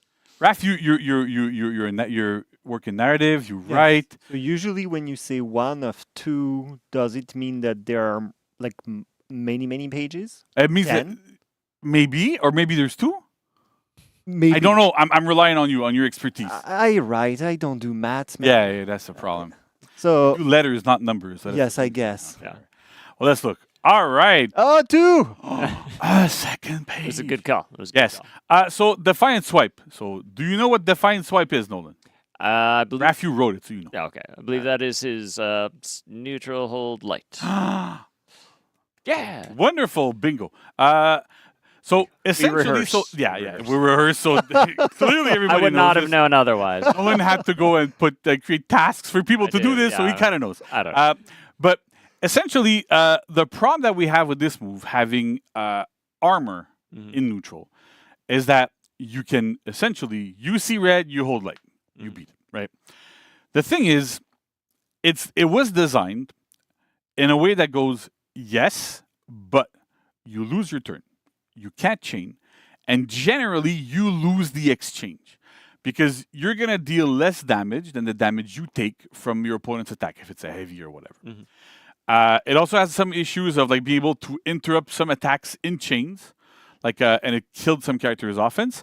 But basically, because of this, it's not necessarily that the move itself is too strong, is that it's very annoying to go against. Yeah. Because even if you win the trade, and if every single time I throw an attack at either one of you, and you're Durin and you just hold light, like every time I have to feint to parry, or feint to nothing, or let it go, and I win the exchange, but I'm back to neutral. You're back to neutral, and I have to do it again, and again, and again, and again.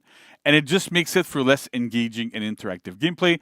So we have removed the uninterruptible stance on it completely, but it's not enhanced. So it's still usable, right? The important thing with enhance is that, and it's a bit of a technicality, but when you throw an attack that is blocked, that gets interrupt blocked, so you kind of bounce back, you know, it's super dangerous, especially when you're outnumbered, because the entire time that you're bouncing back, you're vulnerable to guard breaks.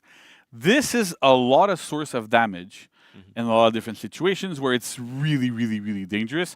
And sometimes it's why you don't want to throw out lights. Sometimes it's why some heroes are better in group fights because their lights are enhanced on external targets. Sometimes they aren't, depending on the hero.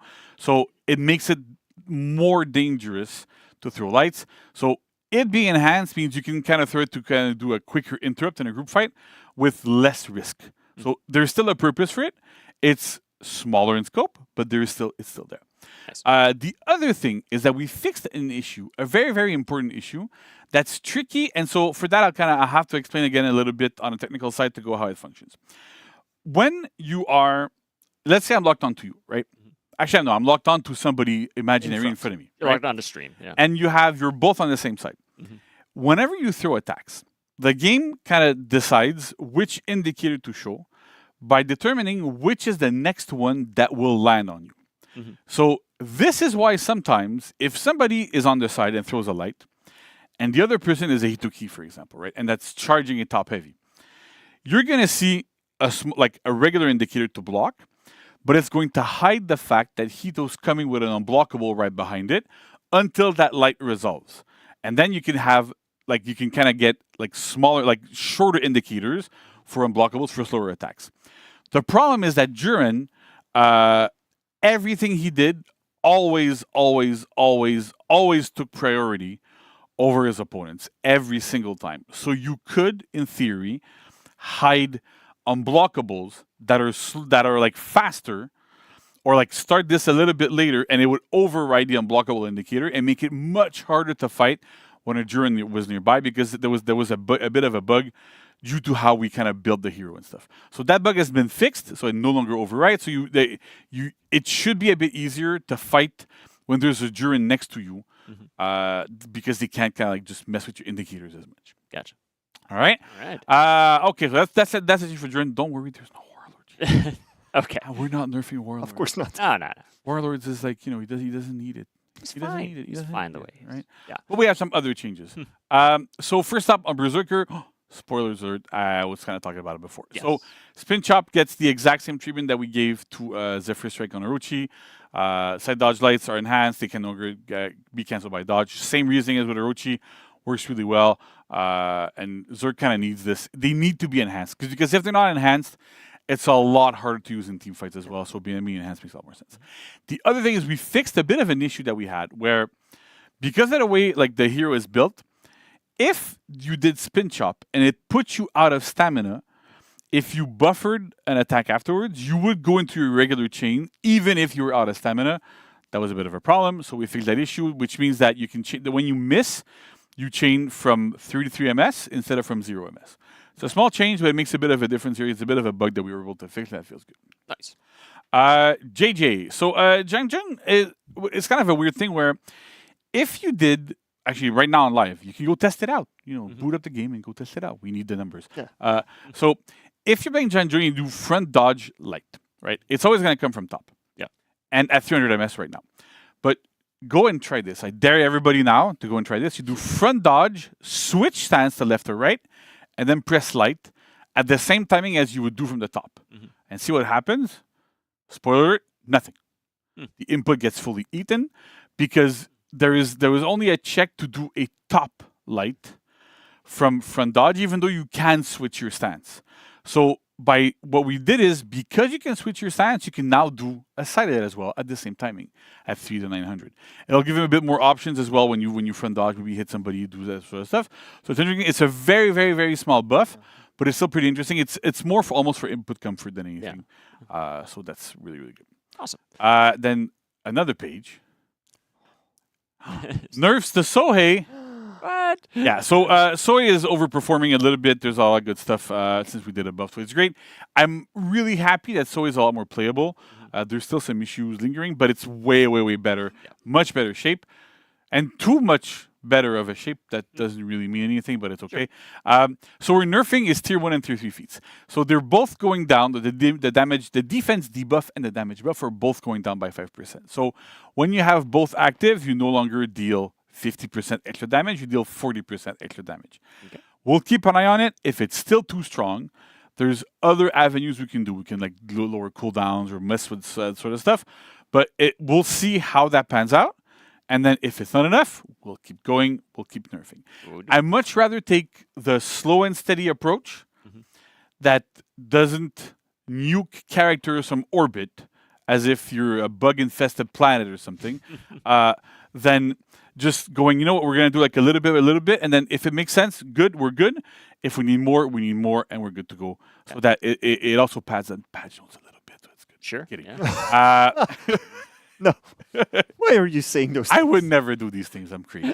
I didn't have a lot of sleep, so that's what happened. I worked too hard on these things. Finally, we have we fixed an issue on Lawbringer where it was kind of interesting. If you did front dodge heavy, but you target swapped while you were doing it, right? So I'm dodging towards you, and then switch targets to Nolan, press heavy. There was a bug where Lawbringer wouldn't rotate towards you. So the trajectory would still hit you. You could still parry me, but it looked like it was going towards Raph. And so that created a bunch of issues, clearly. And so we fixed that. So now he properly rotates and everything is good and golden and happy. And Lawbringer mains can rejoice. Actually, not, because then they can't abuse this anymore. But that's fair. Yeah, that's better like this. And that's how it works. So that's it for patch notes. Awesome. Lots of stuff. Yes. I'm hoping people are happy with the during nerfs. Sure. I'm sure there's like a celebration in this right now. People are throwing confetti everywhere. Fireworks. Yeah, fireworks. Absolutely. Yeah. That's good stuff. That's good. Well, thank you so much, JC, for going over those, walking us through that. And Raph, thank you so much again. Really excited for all the lore pages that we get to check out. Always happy to be here with both of you. I can't wait to spend my time in For Honor reading. Yes. So you do the math, I do the writing. Exactly, and that's great. Okay, that's then I can read what you wrote, and then you can do math on what I did. Some math. That works. Up to 2, I can. Okay, that's good. 1, 2, okay. That works. Okay. All right. We're really on fire with this. I love it. So I'm excited for that. Folks, we hope you're excited as well. So all these changes are going to go live next week when we drop this patch. So you don't have to wait long for all of that. In the meantime, thank you, JC, again. Thank you, Raph, again. And don't go anywhere, folks, because we have the community corner coming up right after this. That's the best segment, really. It's a great segment. It's Absolutely. awesome. All right, so let's go.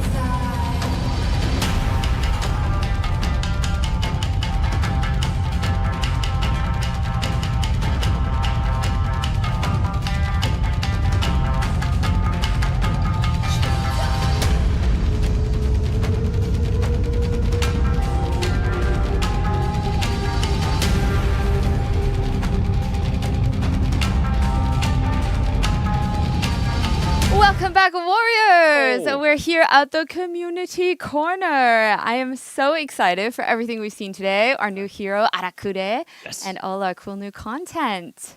Absolutely, yeah. We covered a lot today, and I know you were just waiting to come in and try out the tonfas yourself. I was. I've been Let's go. waiting my turn. Everybody else gets to play with them. Yeah. But now I'm here, and I'm gonna go through all the things that we have seen today. We have our new hero, Arakure, who will be available on July 23rd for $9.99 USD. We have our free event, Arakure's Audacity, again on July 23rd until August 13th. We have our welcome pack and our value pack. The welcome pack for $4.99 and the value pack for $24.99 USD on July 23rd. They can only be bought once, and that grants you exclusive armor sets for all your heroes. We also have the event mode Throwback Test Your Metal on August 13th until September 3rd. We have our Hero Fest for Berserker starting August 20th, Virtuosa August 27th, and Jormungandr on September 3rd. We have Starter Dominion is coming back again, a little bit different this time, on July 23rd until August 6th. You have 5 maps in rotation, as well as your stamina, your feats, and your revenge. You also have triple threat signups that are coming up soon, so keep an eye on our socials as well as the Battlefy website. We also have a long free week on Ubisoft Connect, PlayStation, and Xbox coming up from July 23rd until August 4th, which is a 12-day week. Very 12-day week. It's very amazing. generous. Oh. We also have a summer sale because summer is the best time. Xbox is 85% off from July 7th until July 29th. And PlayStation is also 85% off, the Standard and Ultimate Edition from July 15th until July 29th. And then the Gold Edition from July 29th until August 12th. I just came on to say a bunch of dates. It's amazing. Yeah. But so much good stuff there. And you know what, folks? We got more because we got some content of the week coming your way. Starting today, July 16th, an illustrious outfit, the Apocalyptic Firestorm. Available for 15k steel for all heroes. Look at this thing. They're so cool. Big, fiery, shadowy wings. We also have an execution coming back. Ilma's Helping Hand, available for 10k steel, has been retrofitted for all heroes now.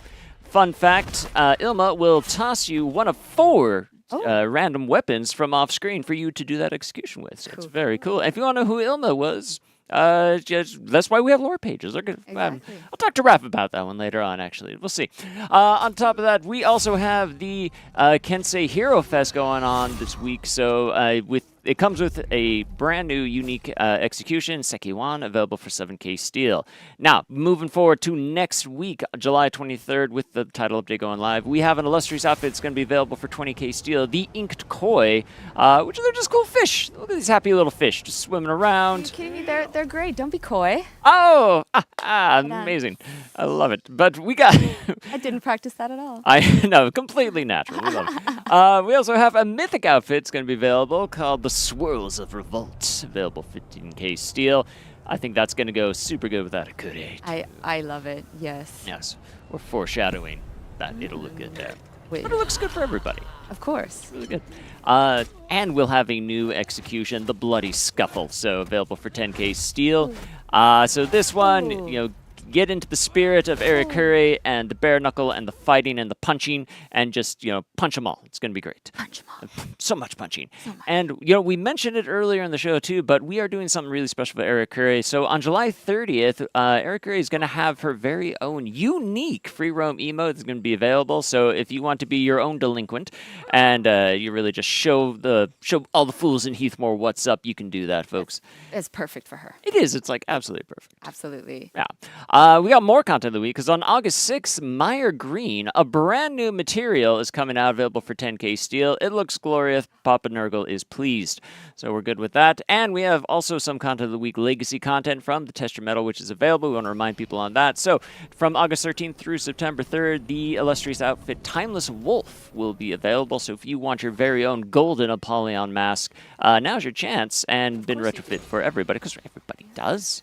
We also have the mythic outfit Candlelit Shrine, which has also been retrofit for all of our heroes, available for 15k steel. It's super cool. There's a spooky skull and candles and books, the spookiest thing of all. And an execution, no weapon needed being retrofit here, so that'll be available as well. And look at that, knee to the face, off the cliff. Hey, it's a whale. Oh, yeah. Yeah. You know. The whale of a time. Sorry. Whale. Whale. All right, whales not included, folks. Sorry, so yeah, that's true. Okay, I'm sorry. We got more. There's an arcade quest going live today. Wolves from the Door, available from July 16th through the 23rd. So check that out. It's available for all players. And this weekend, an event order, the Medic Challenge. So from July 17th through the 20th, be the faction with the most allies revived. Please help me. I'll be the dead Nusha on the ground that needs a revive. So pick me I'll be up. right there with you. Hey, it'll be good. Hey. Hey, and we got more because August 6th through the 13th, we have an extra XP fest. So get double XP at the end of every match and on all completed auras. Perfect time to grind out all those reps on the heroes, Not one, including but two. Arakure. That's right, not just one, but 2 XPs. Hey. All right, so that's a lot of stuff. That is a lot of stuff. But you know what? We got even more stuff. But it's stuff from you. Oh. You guys, our community. The reason why I'm here is because we have some community corner videos coming up right now. Let's check them out.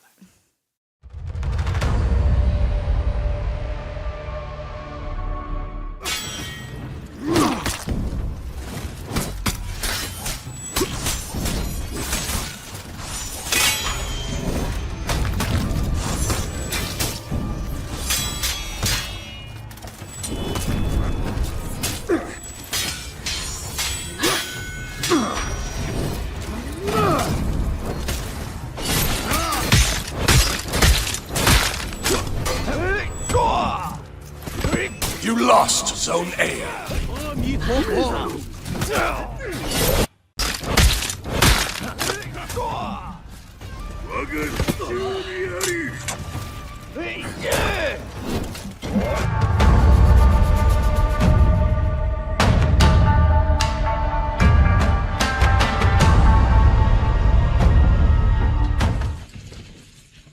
Now this is a very blatant place to hide.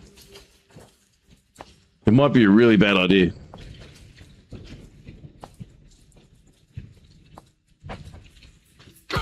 Or it might be a really good one. Turns out it's a good one.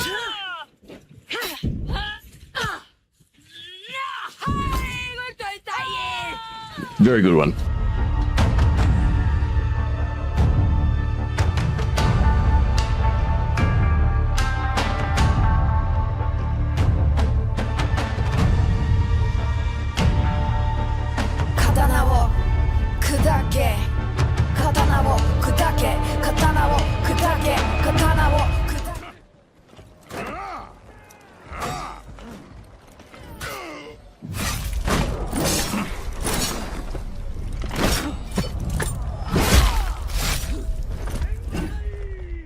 Enemy team is Wow. Oh my god. That was some of my favorite combination of everything. That last one with the edits. Oh my gosh. You couldn't hear me, but Yeah. I was It was excited. it was great. I do love Right. those edits too. And also, whoever drew that shaman, like, why? I'm gonna have nightmares now. Okay, that's not what I want to see.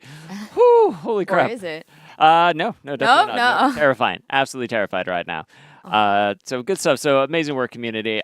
So thank you so much again, everybody. And I think that's it for us. Zahara, thank you so much for being here you. with us to look at all the community stuffs. Yes. So cool. So cool.